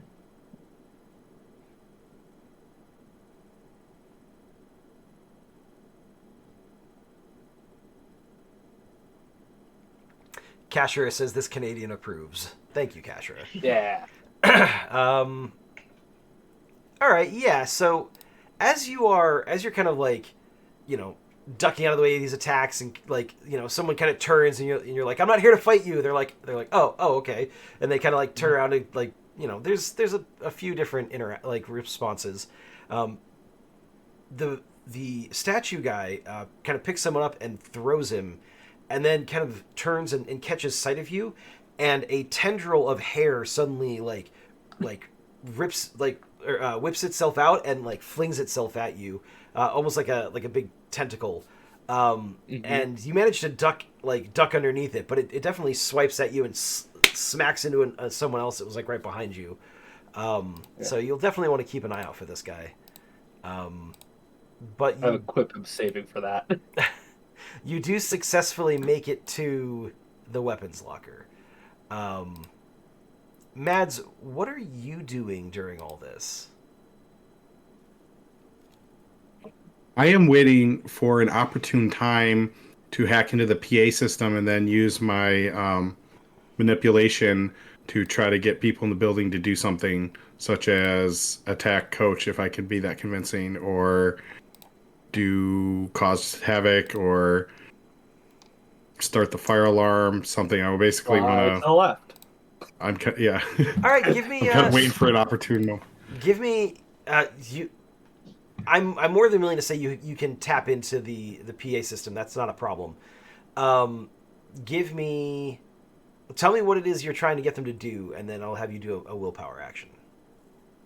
The split. I hadn't decided like what. Yeah, I'm kind of waiting to see who the bad guy is, or like if there's going to be a new player is going to enter the arena, or I was kind of waiting for that. So is Coach the bad guy here? Like, We don't obviously know yet. it doesn't, or we don't. That's where I'm kind of a little bit wanted to wait. Okay. We can resolve that as a contingent action at the end of the round then. Okay. Okay. That's actually smart because there is something else that's going to happen as a contingent thing, and it will happen first. Okay, so cavalry, give me not cavalry, sport. Give me. It's going to be an intellect action to kind of like assess and predict where you think this speedster is going to end up. So give me an intellect action if you would, please. And don't forget, you can always do two different things. You can push, which means you play an extra card, but you don't draw it back at the end of the turn. You basically deal yourself a little bit of damage to do whatever it is you're doing. Or you can do what I call a Hail Mary, which is you just play the top card of the deck. If it's the appropriate suit, great, you continue drawing as normal, but if it's not, you're just stuck with whatever that card is. You can do both, so you could push with one card from your hand and then play the top card of the deck and hope that you get what you need. Okay. Yeah, I think I'll play one card from my hand and push by pulling from there. Okay. So go ahead and set aside the card you're playing. Ooh, a Doom card. I'll draw for that. Oh, that's a good card. Oh, that's another Doom card. Yeah, all right. So that's a 10. A 10 plus your 6 is 16, plus 4 plus. for assessment is 20.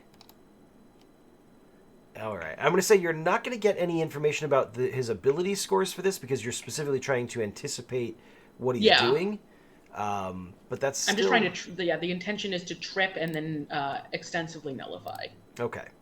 I will say that he's going to have... Okay, so what is this? What is the difficulty on this based on his score?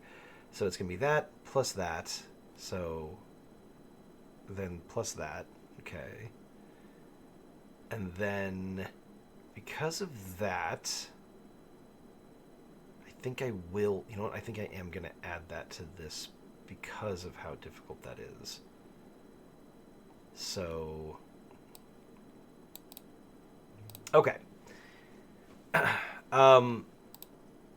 So this guy's zipping around, like leaving these after images behind him that like seem like they're mimicking what he's doing for half a second, and then like they just kind of like disappear, or someone interacts with them and they sort of poof.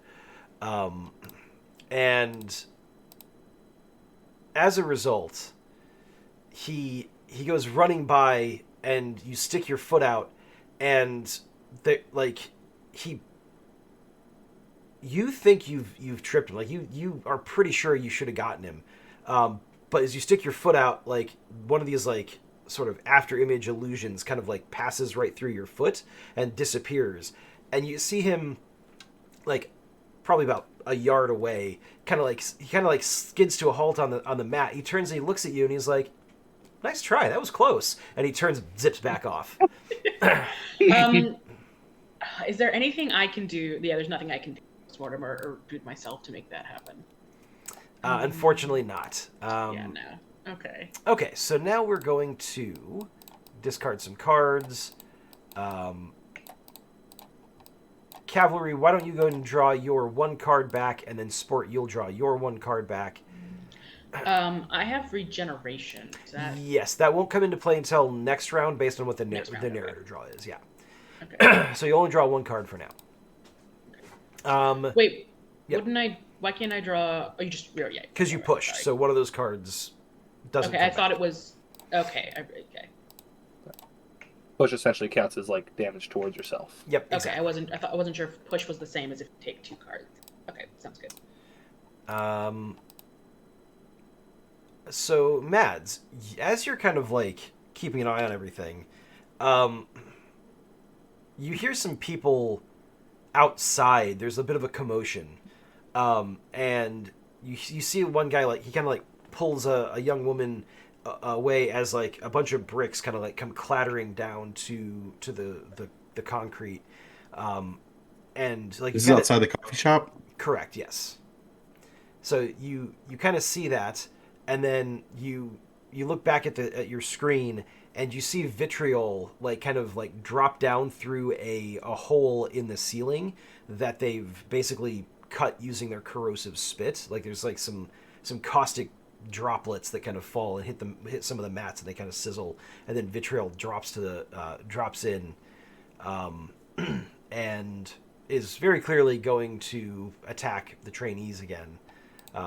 Like join in these other two attacking the trainees. They seem a little bit surprised, like caught off guard by her sudden arrival. Do you want to do your action now? throughout all this, Coach has continued to kind of like he's taking stock of like kind of everything that's happening, but he's not moved to get involved or anything like that. Again, he's kind of checking his watch and Paid by the hour. Yeah, I think I think she's gonna use the PA system to try to get everyone basically to capture Vitriol, take her down, knock her out. okay, all right. Give me a manipulation or willpower action using the manipulation skill. Okay.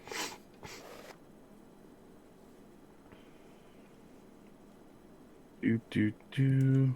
Oh wait, can I draw more cards first and then decide if I want to add more of my own cards? Yes, you can push before or after you play your cards. Okay. Ooh.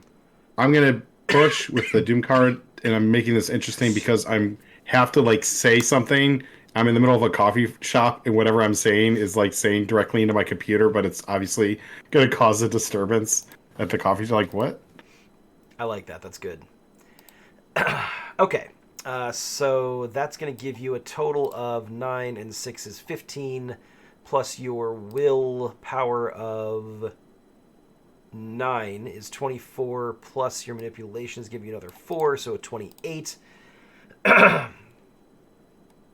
That is stellar.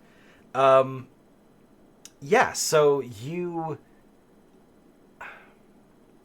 Do you have something specific you want to say, or do you mind me kind of... Not yeah, go for Okay. it. From kind of what you're seeing here, the idea that this might be like a training opportunity for these, like, kind of what you've seen from the coach and like the setup here. You're like, oh, your new priority target trainees. Your new priority target is Vitriol. Extra credit for whoever manages to apprehend her, or something along those lines. You see Vitriol kind of like take a step back and kind of like shoot a nasty look at Coach, and then she sort of squares off against a group of trainees that like they all kind of whirl on her. Coach is he kind of like he glances up at the overhead, as if perplexed, but then he kind of shrugs and he's like, all right, and he turns and he kind of like watches what's going on with Vitriol. He very much takes it in stride. So yeah, that is sorry, give me 1 second.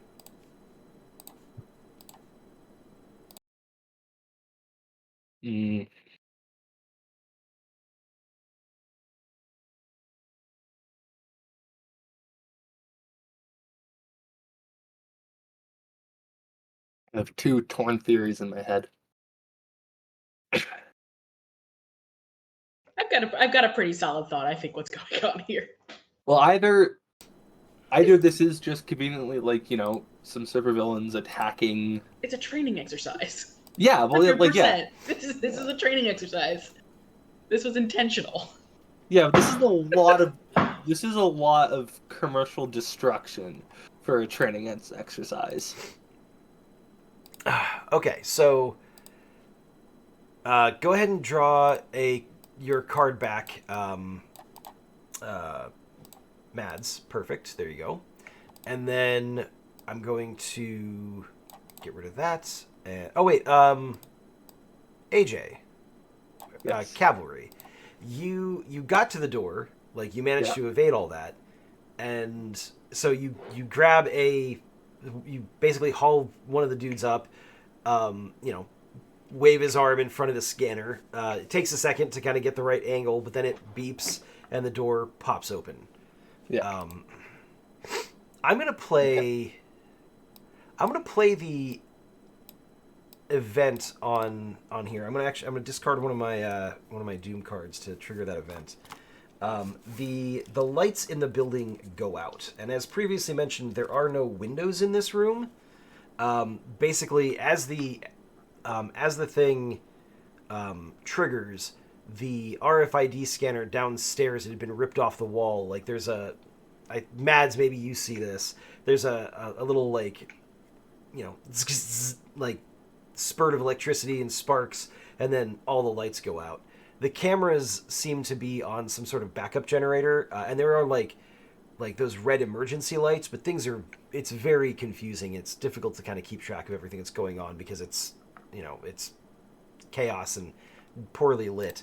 So every Is there action, emergency light in the armory? yeah, it's that same red light kind of everywhere. So as a result, every action that you guys are going to take is going to be at +1 level of difficulty. Okay. So that's that, and then we're going to draw a card, and it is a negative card.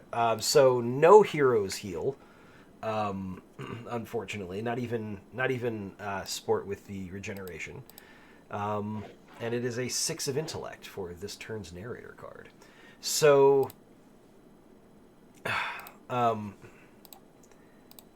let's get into proper rounds of combat. So I'm actually going to say this group of goons is busy with Vitriol, so Vitriol is also going to be busy. Do I want to... I'm going to play...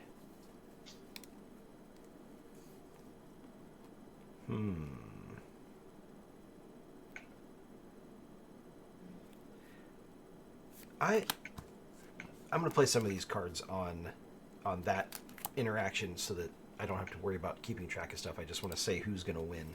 So I'm going to play that card, and I'll tell you what that's going to mean at the end of the round.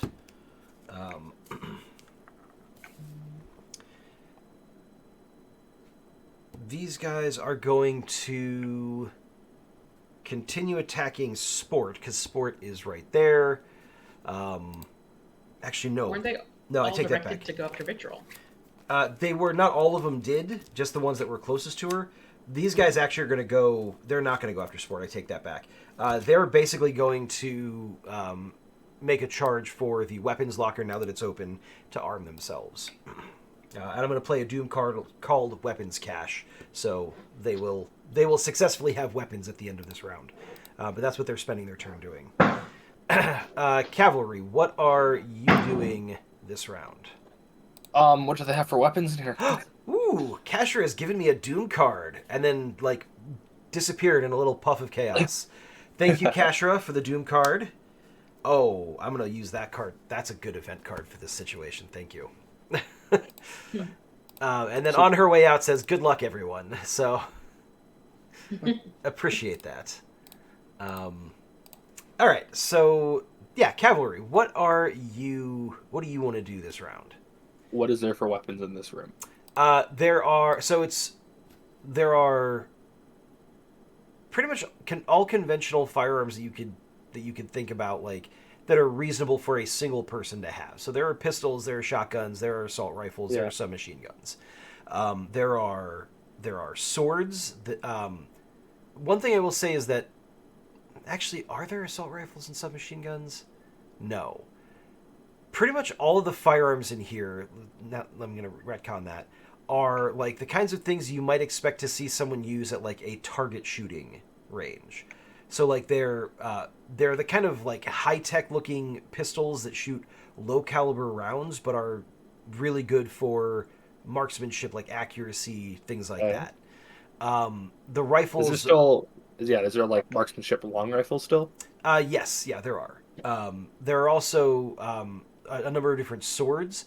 They are primarily fencing swords, not some of them are Olympic foils, some of them are also sort of historically accurate rapiers. There are baseball bats and things like that you could use as clubs, and it's stocked out with enough throwing knives and things like that, but there's also a basket of baseballs and things that you could theoretically use as improvised weapons if you were gonna stick with that whole the coach gimmick. Yeah, okay. So it's very much here's everything that's for sports, but could also be, used as a weapon in the real world. Correct. There's bows and arrows and things like that. There's a number of different things. Okay. So I'm obviously going to assume that there is no lances and there is no whips. No.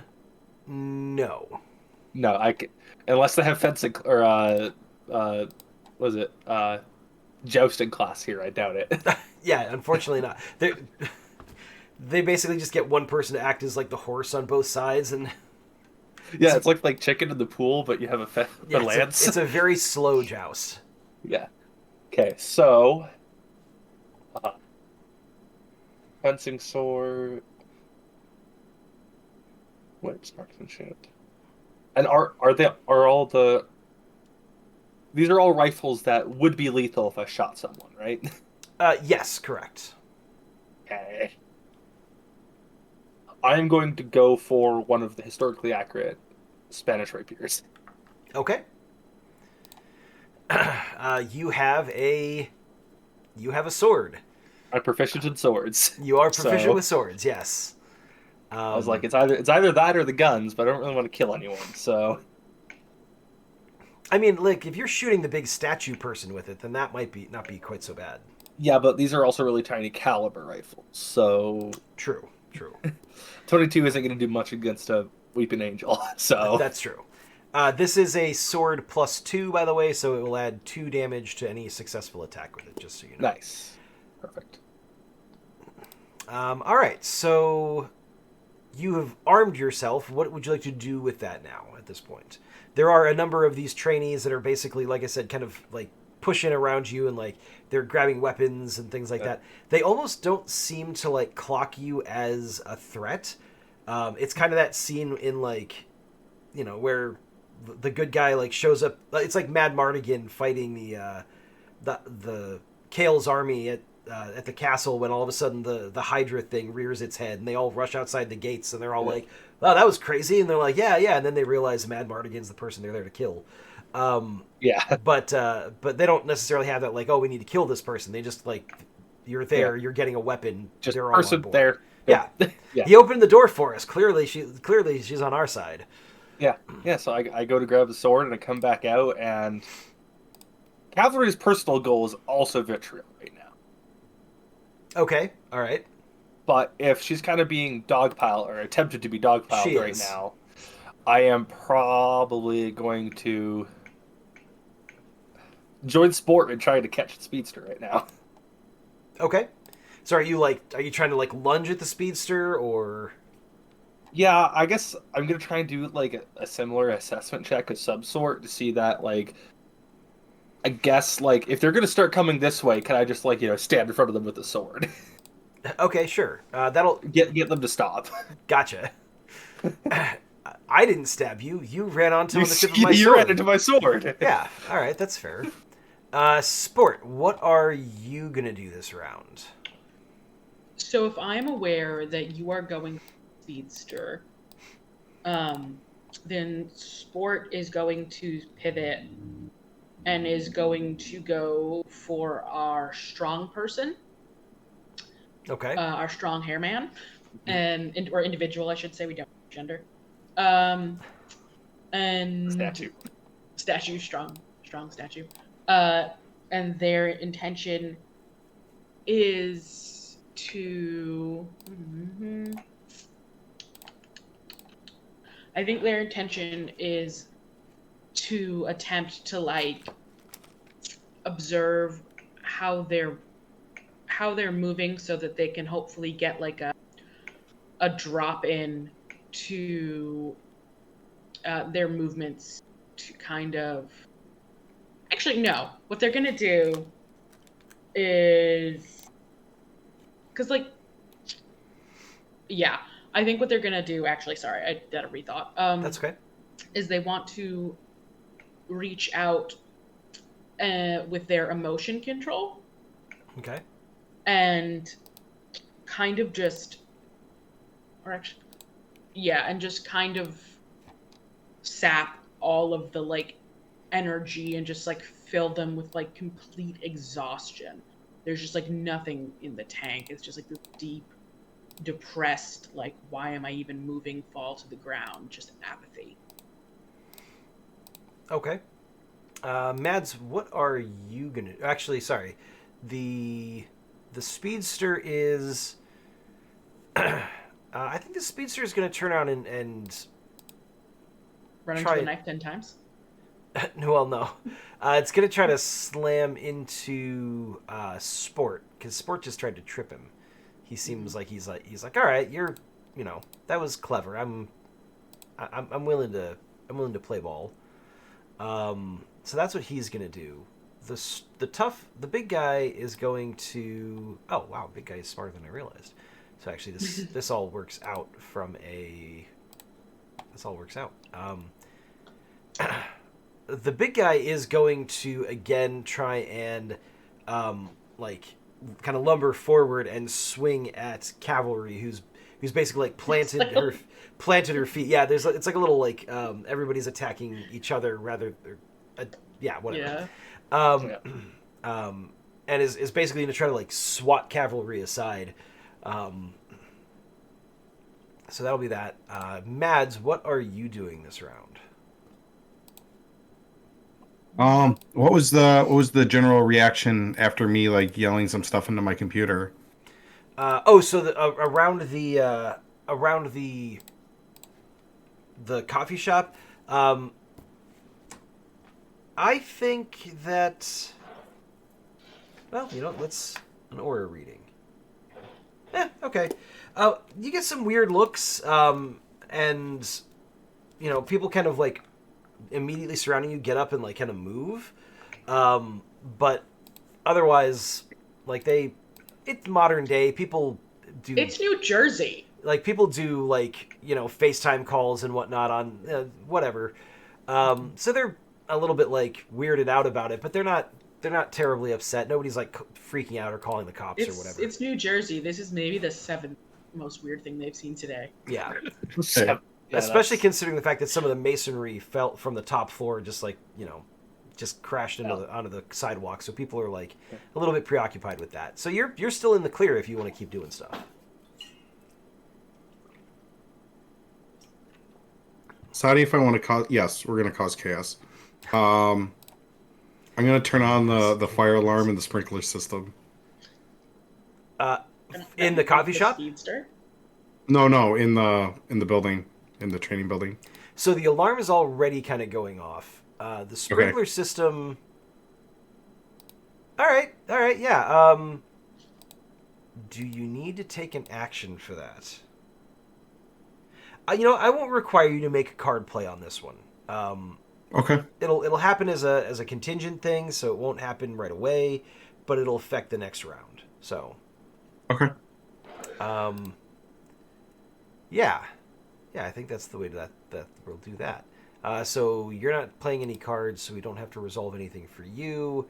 The person with the highest agility is going to go, which I think is this person. Oh wow, it's wow. That's right. Yeah, that makes sense. So actually, no, it's this person that's going to go first. Cavalry, I'm going to need an agility action from you to get out of the way as the statue guy tries to kind of swat you aside. I don't have any fun cards for this.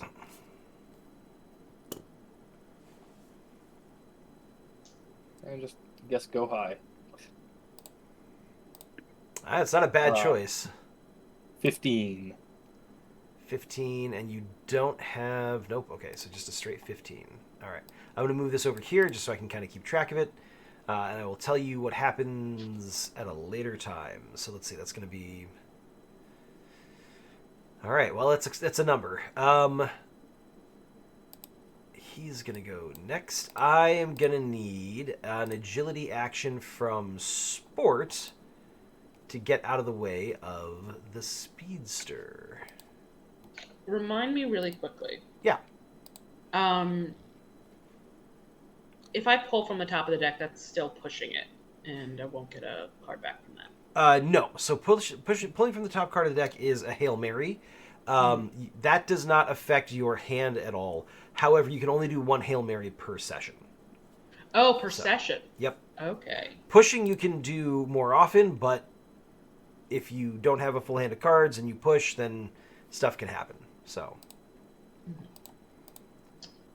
Okay, so I can't even pull from top of deck if I want. That was Unfortunately not. okay. Let me just look at something real quick. Okay. Uh, nothing I do is going to be good here. Yeah, so I guess it's a 6 in intellect, or so 6. I don't have any agility cards. I didn't get any other card back. Okay. I'm going to move this down here just so it's not Yeah, okay. in the way. Okay, so 6 plus your agility of 6 plus 4 is a 16 total. Yeah. All right. I will keep that in mind, and I will let you know what happens as a result. Pardon me.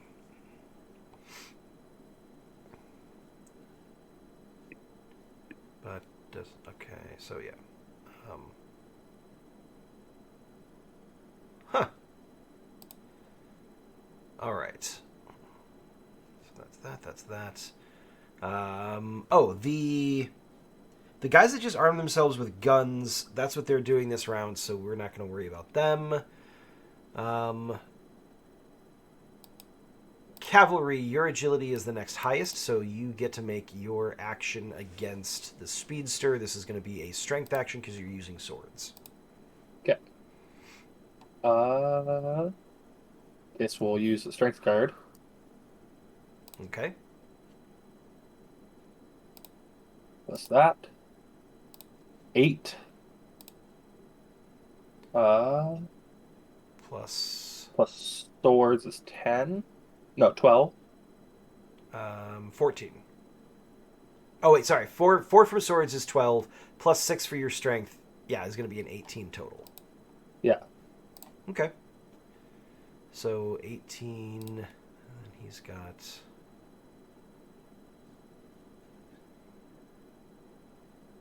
Okay. All right. And then sport, I need you to give me your. This is going to be a willpower action because you're using emotion control. Yes. All right. So that is going to be a 10 via the cards. Then I have a 6 in willpower. So that's 16. Oh. You're going to use your emotion controls intensity. Oh, sorry. Actually. So it's 10, so that's 20. 20, okay. And you don't have manipulation or anything like that that would be an appropriate skill, so it'll just be a 20. Yes. Okay, so then he's got that plus that is, you know what, we're going to do this. Yay, Doom cards! All right. This is not good. So I'm going to... Cavalry, go ahead and draw your 2 cards back. Okay. And then Sport, draw your 2 cards back.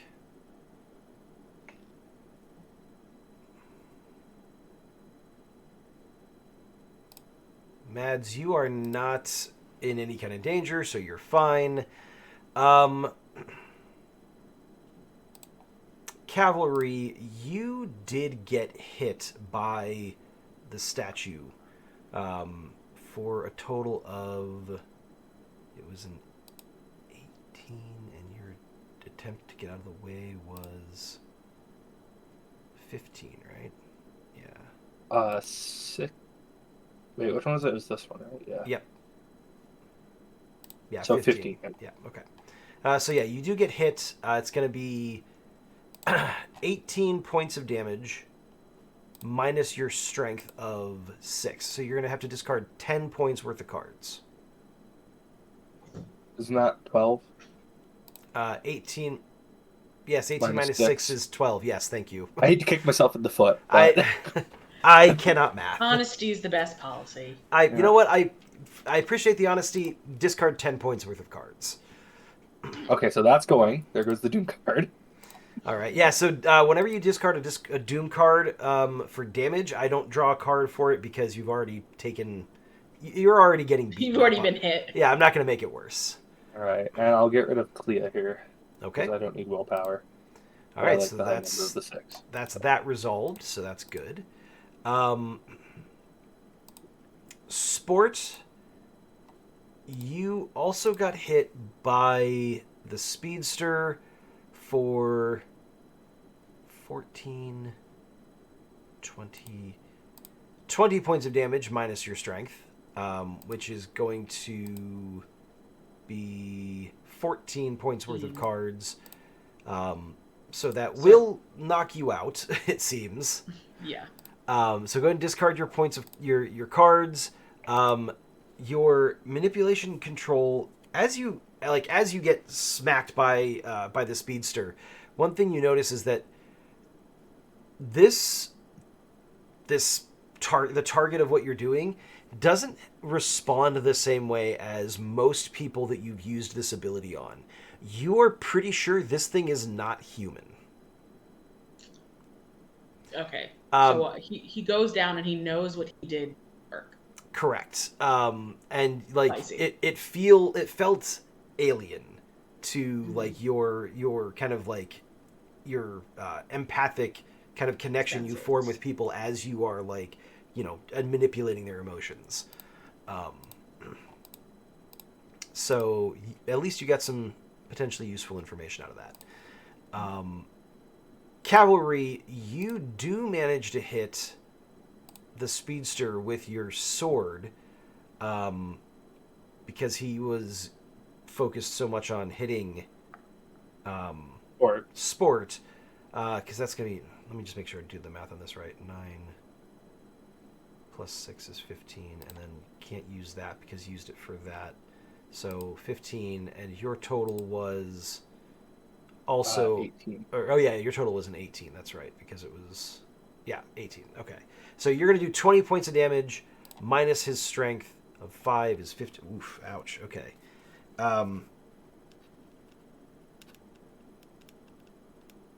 Do they just have a set health, or do they also have hands? Most enemies have a set health. For like real like super villain climactic bad guy fights, they'll also get a hand of cards, but in this case they're just set health. Okay. Yeah, so that is you don't exactly impale him, but you put the sword out. The tip manages to kind of catch him, and like it gouges him pretty good. Like there's blood and everything like that. Like it leaves a trail on the mat. Actually, it makes it to track where he's going. Yeah, I was gonna say it's gonna make it a lot easier to track where he's going now. So his illusions won't be nearly as helpful for him. Yeah. So, I mean that worked out as well. Plus, so I'm just gonna say like that brought him down to 2 health from 17. So he's definitely gonna stop and kind of like assess the situation and be like, oh, do I want to keep doing this? Because that hurt. The last thing to kind of resolve is Vitriol very quickly. She kind of like ping pongs off a number of these goons that are trying to attack her, and she like spits some acid. One guy, like a couple, probably a few of them, like kind of scream a little bit as like the acid like hits them and starts to kind of eat away through like their workout gear and like burn their arms and everything like that. It's very clear that she had the upper hand here. She has basically fought this group off, and they're out of the fight. So yeah, that is that, I think, for that round. All right, let's discard those. That's going to go there. That's going to go there. I'm going to draw another narrator card. It is a neutral card. All right, Does so Sport come back with that? I was going to say Sport is going to get a card back because normally heroes heal if it's a positive card. If you have regeneration, you heal if it's positive or neutral and less than your regeneration score. Sport, your regeneration is a 7, I believe. So this is neutral and a 6, which is less than your regeneration. So you get a card back. So you weren't out for long. You basically kind of got knocked off your feet and like you took a second, kind of shook your head, like shook it off, and then pushed yourself back up. Mm-hmm. You know what I'm going to do is I'm going to be a jerk of a narrator here. I'm going to play into the emergency event here. We're going to say that there are Mads. You're in the coffee shop. You hear police sirens and like fire truck and like emergency vehicle sirens and stuff like that approaching very, very quickly. I'm going to play the events on the 2 Doom cards I have remaining in my hand. The first one is going to be Sacrifice. Coach is going to essentially bail, allowing the trainees to take the fall as like all this chaos is going on. And you guys haven't really been too focused on Coach. He's basically going to leave his trainees behind so that he can make good his escape. And then Team Unity is the other one. I think I'm going to use that for the 3 remaining supervillains to effectively try to fighting retreat. Not that you guys can't keep up with them, not that you can't like continue to engage them, but they are going to, in a very organized, clearly well-trained fashion, attempt to get out of this facility and away from emergency services. So that's kind of their stated goal at this point. So the 3 supervillains that you are currently engaged with, you can let them go. You can focus on you can focus on the remaining trainees if you want. You can ignore the trainees and just go after the supervillains, but they're trying to retreat at this point. So you basically have to make a decision if you're going after them, if you're staying here to deal with the trainees. Keeping in mind that once you leave this place, Mads is probably not going to be able to really contribute much. Yeah. Okay, so this is like a gym training area. Yep. Is there ropes around? Oh yeah. They're like the classic thing or whatnot. Yeah, there's like the CrossFit ropes. There's also the ropes that they're actually attached to the ceiling that you would scale and everything like that. Is there any rope of an appropriate enough thickness for me just to put into an old-fashioned lasso and try and at least slow Vitriol down? Oh, that's yeah,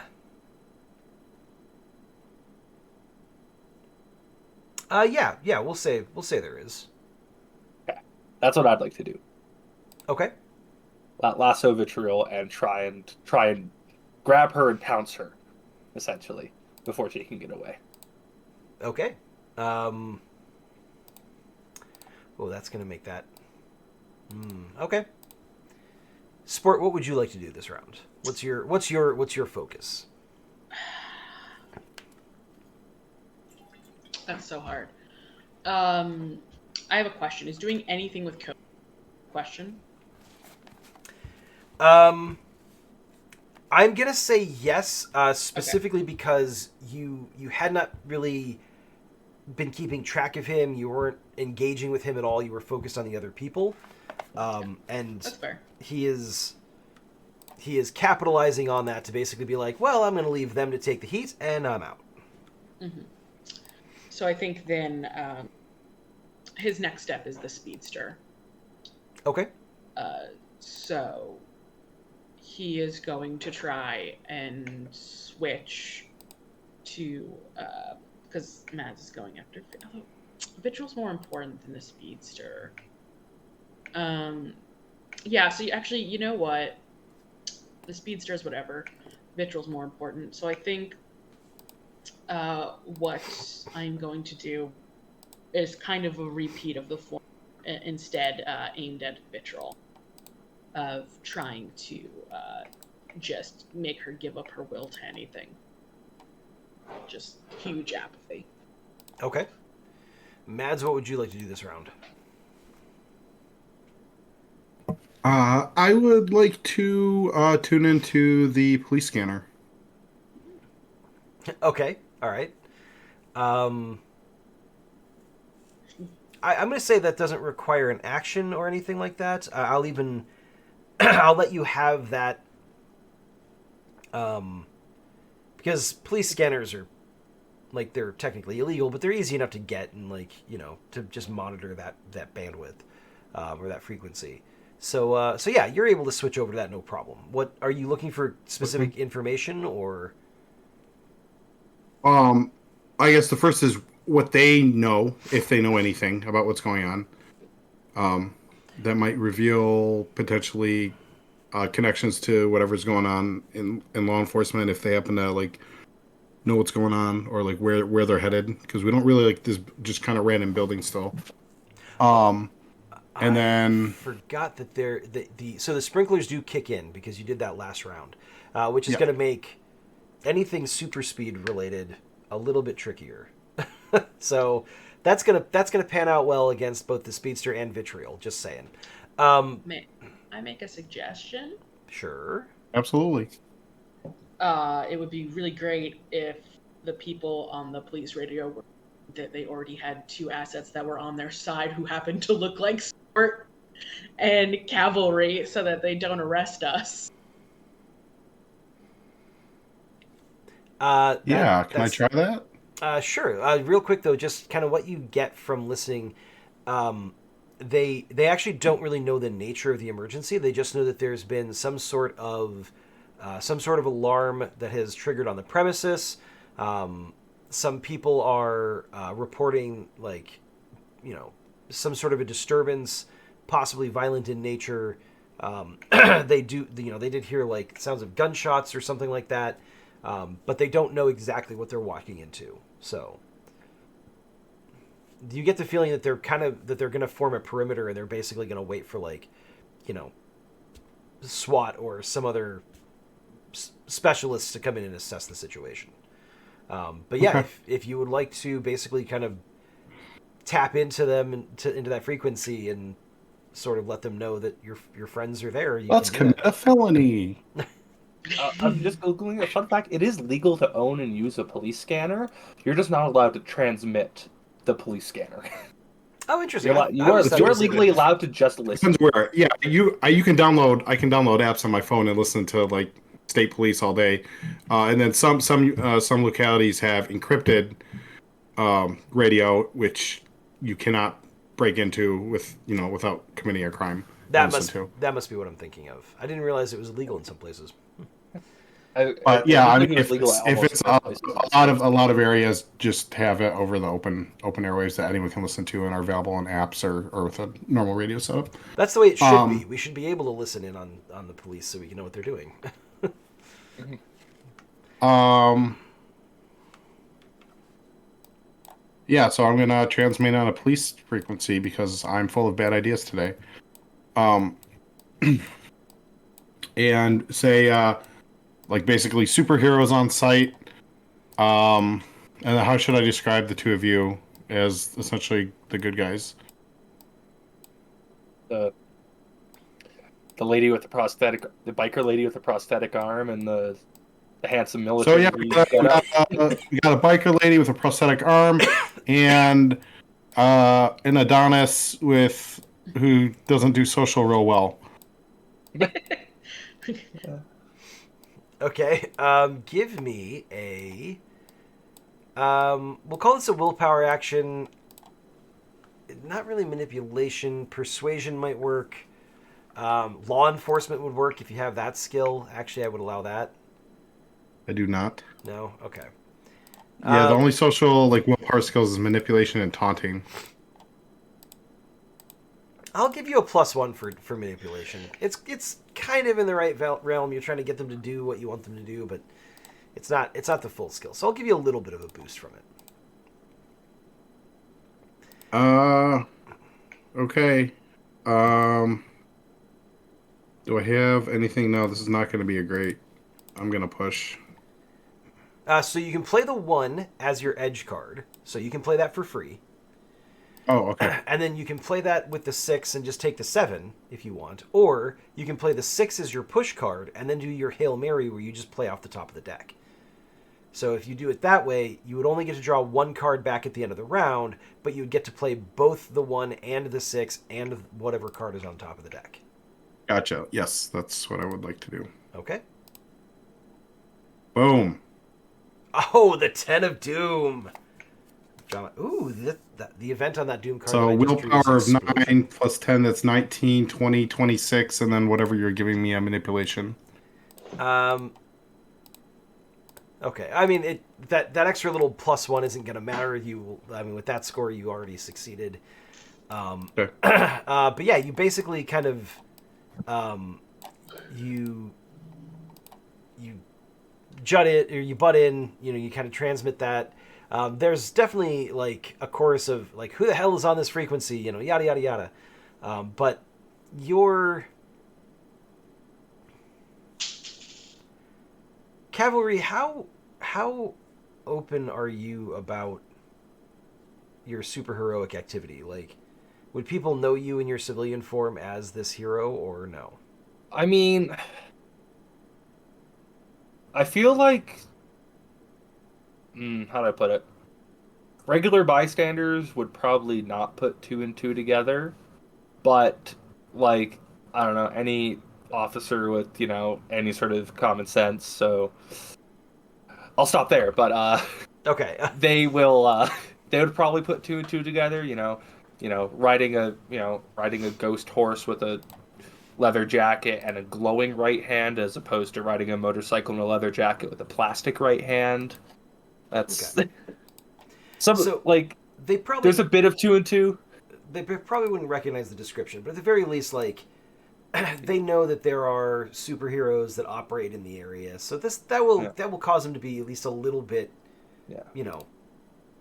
they'll pay a little bit of attention at the very least. So it's going to be better than that not having happened, for sure. Like, they're going to be a lot more cautious going into the situation. I will say, actually, Mad's probably one of the people, rather than responding with, like, get off this frequency, yada, yada, yada, they're going to say, whoever just transmitted, switch over to this frequency.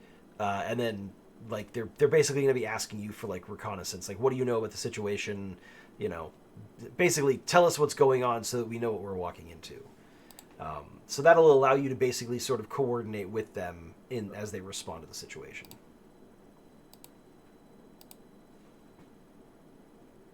Does that work? Okay. So Mads, the person that is on the run from the authorities, is on the phone with the authorities. They don't know who it is. It's fine. Exactly. They don't know who Mads is, so it's not like they're looking at her. I'm sure you'll be fine. Don't worry about it.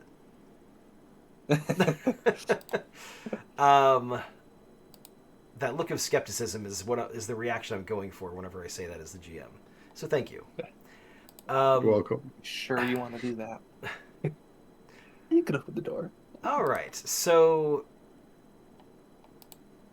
the two of you are going after Sport. Why don't you give me your emotion control action first?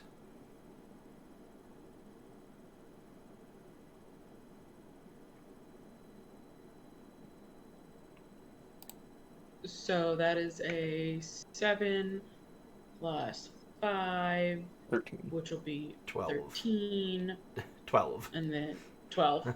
I believed you. I just took you. I didn't even think. I just took your 13. Oh, yeah, I did the math wrong. I think False faith. I was 12 false facing myself. plus emotion control, so that's a 20. Okay, 22. That's actually really good.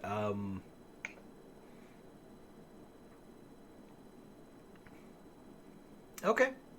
And Cavalry, go ahead and give me. What were you? You were gonna lasso. Yeah. Okay.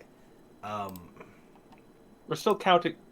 Lassoing is still counting as a whip strength, right? No, so I'm counting that. So it's an agility thing. It just because you have the whip's skill under strength, that will apply, but it's still an agility action. Okay. So let's use that. Oh, which actually works out well for you in this situation. So Yes, that's why I was asking. Oh, damn. That. Okay. Oh, okay. Oh. So that is a 18 plus my agility is 25, plus 4 for whips is 29. It is okay. I'm a high drawer today, apparently. Yeah, that worked out really well. Um, And in that, when I grab, can I also like pull towards and jump at? yeah, we'll assume that that's the Yeah. case. Yeah, I was like, I wanted to, lasso then pounce was my wording when you asked it. So Where is okay? Yeah, so you Sport, you kind of like focus on Vitriol, who like the statue like kind of like lumbers over towards her, and the speedster still like holding that like sword wound that he got from cavalry. They both kind of like rush over to Vitriol, and like she starts to like give them directions on like what to do, and then suddenly she just kind of her hands just kind of drop to her side, and she just kind of gives a shrug, like you can tell she's basically saying like, I mean, what's even the point? And the other two are like, what are you talking about? What's going on? And then they notice cavalry basically like, you know, getting ready to lasso. And they both kind of like dodge out of the way. Vitriol tries to kind of at the last second, but like her foot slips on the wet mat. And the lasso, you know, cinches tight around her, like kind of pins her arms to her side. And you both know that she could probably use her corrosive breath to basically like melt the rope and get away. But like she just like kind of yells to the other two, like get out of here. And then she just kind of like sits down on the mat, like in a very almost like pouty way. Like she just kind of flumps down. Yeah, exactly. Does she have her like face mask hanging there right now? It's on, actually. Wait, does she take it off to do the spit? No, the mask is what allows her to do it. Oh, okay. Yeah. Well, I'd like to take it off The then. big statue guy is gonna like smash down the wall and leap out. The speedster is kind of like zips over to the hole, looks back at you guys and says, he's like, you guys were good. I didn't realize that this was like part of the whole thing, but like, good job. Wait, part of what whole thing? You know, the assignment. There was an assignment? Well, yeah. Oh, you guys aren't one of the teams. Whoops. You know what? Forget I said anything. But seriously, good job. Take it from another hero. Good job. What is your moniker? Are you a hero? A hero? He gone. Poof. Yeah. Out. Just sport back and forth with this guy before he passes out, considering he's had 0 cards. Go ahead and draw your cards back, everybody. Okay. Combat is Including essentially effectively over at that point, so you can just draw back up to a full hand of cards, everyone.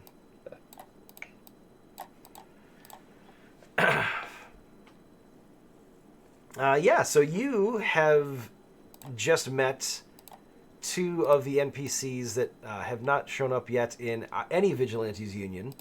Obviously, we know Vitriol.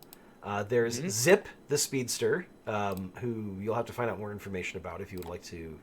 You'll have to seek that out in game if you'd like to find it. And there is one of my favorite creations, Mullet. You know what I was thinking the entire time when you described a big statue with rainbow hair? I was thinking a troll doll. That's pretty good.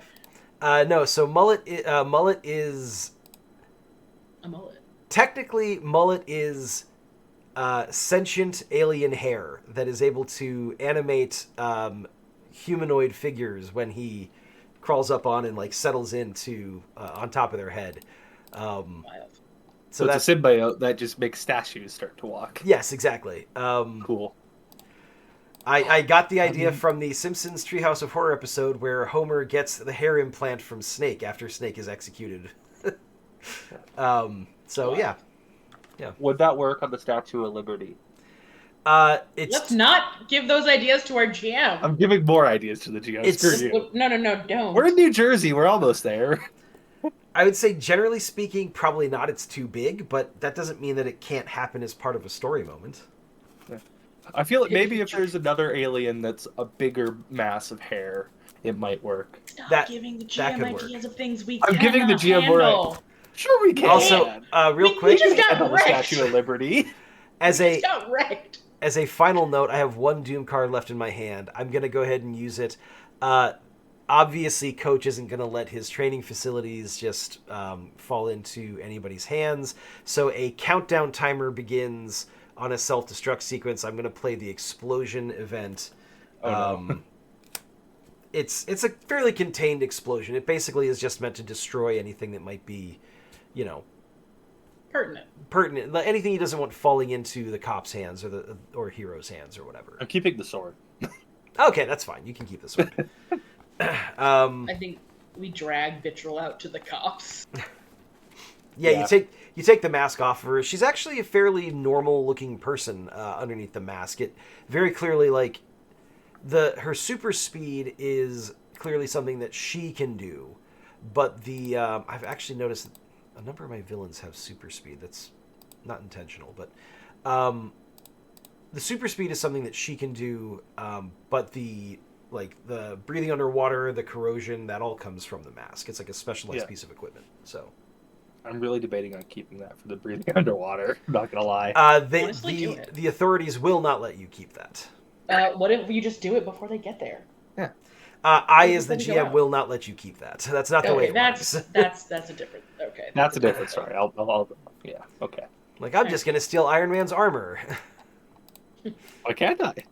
I mean, you can say you Okay, do that's that, like but programmed to him though. That's a little different. It's more like taking a shield, Captain America's shield. Other people use it. yeah, but I mean, they use it, but they don't take it, and that just becomes part of their character from there on out. No, no. Anyway, we hand Vitril over. Yeah, the cops seem happy with that. Ooh, how quick is the countdown? I mean, quick-ish, probably like 30 seconds. I was about to say, does Sport have time to attempt to see if he can find any kind of contact or anything that might lead him to Coach? Only if you want to ignore the civilians that probably need to be evacuated away from the area. Sport's gonna look at Cavalry and be like, Pardon? Can you handle civilians? Not really. I don't have my super speed on right now. Well, because Sport's gonna help the civilians. so when you say civilians, are we just talking the trainees on the floor? That's not. No, like the other civilians at the other businesses around, like elsewhere in the building. Yeah. Well, if it's a 30-second countdown timer, that's not a lot of time to. Sport knows Coach, but yeah, if civilian lives are in danger, Sport Yeah. will do We'll that. just Sport Okay. will do the hero thing.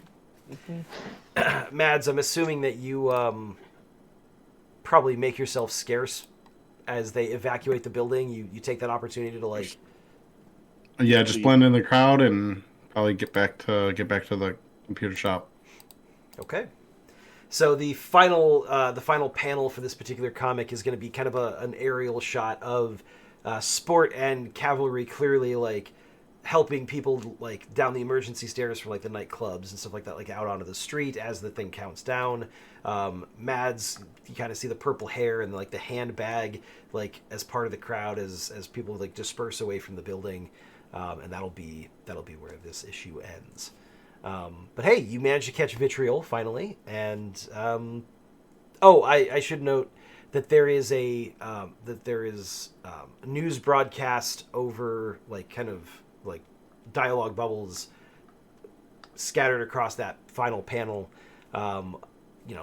Basically, in the news today, there was a disturbance in Camden. A building had to be evacuated for a bomb threat. Several superheroes were on the scene. While this was going on, a prison break occurred, and two masked villains by the name of Smokestack and Stranglehold managed to escape in the confusion. More at 11. And that'll be kind of where things end. You just see a very as Sport's doing the hero thing and saving them, but he looks upset. Didn't get to pursue my personal vendetta. No, he just looked like a total failure, Coach.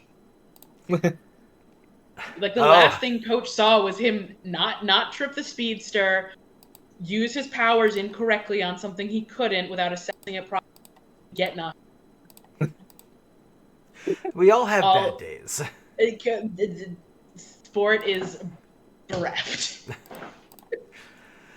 Well, I will say thank you all very much for joining me as players. It's always great to run for you guys. Thank you to our audience for joining us for the stream. We've got a few new followers, which was great. We had some people spend some channel points, so that's always exciting. Please remove all Doom from our T. Sport's already having a bad day. I am out of Doom cards. I have no Doom cards left. The last one was the explosion. Yeah, the last one was the explosion. But yeah, we'll do a quick outro for everybody, starting with AJ. Just, who you are, where we can find you on social media if you want to be found. If you have anything to pitch, go for it. Yeah, I am AJ, they at AJ the Sparky. They're playing Cavalry/Alexis. And you can find me at AJ the Sparky in most places. I might have some things coming up soon on social media, but they're not set in stone yet. So I'll let you know when I know. All right. Hey everyone, I'm Jade, and tonight I played Mads, and you can find me on Mastodon at Renegade, or at, hackaderm.io/@RenegadeJade. And I don't really have anything else to promote. All right. Hey, I am Kay of the She and They Variety. You can find me at Critical K on the Bird app. I don't have much going on just because I'm going into con and holiday season.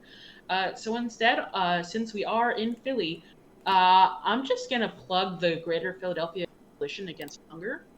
If you have a, Giving Tuesday and things like that are coming up.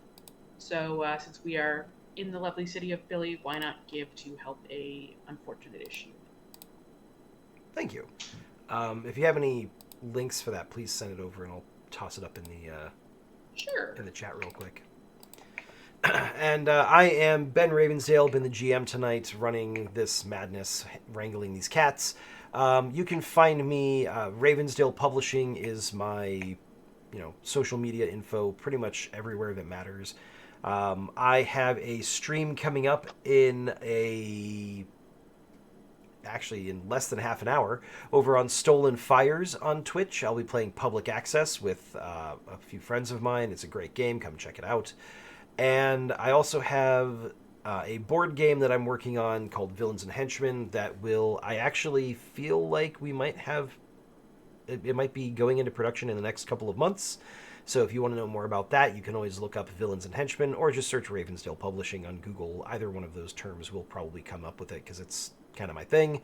But yeah, I think that's about it for now. Thank you very much for joining us. We really do appreciate it. I'm going to grab that link. Apologies, this is going to mess up all the cameras for half a second, but there it is. And I will put this in the chat. There you go. Hunger Coalition. If you have a few extra bucks and you want to contribute to a worthy cause, there you go. Yeah, they link to several different areas. You can put in the Philly area code, or you can do the area code, and they directly lead to who exactly needs the most help. Perfect. Thank you very much for that. Our next stream is going to be on November 9th, so we're going to be skipping next week and playing again on the 9th. So keep an eye out for that. I think that's about it. Thank you so much. Join me on Stolen Fires here in about 15 minutes, and we will see you next time for Vigilantes Union. Bye, everybody.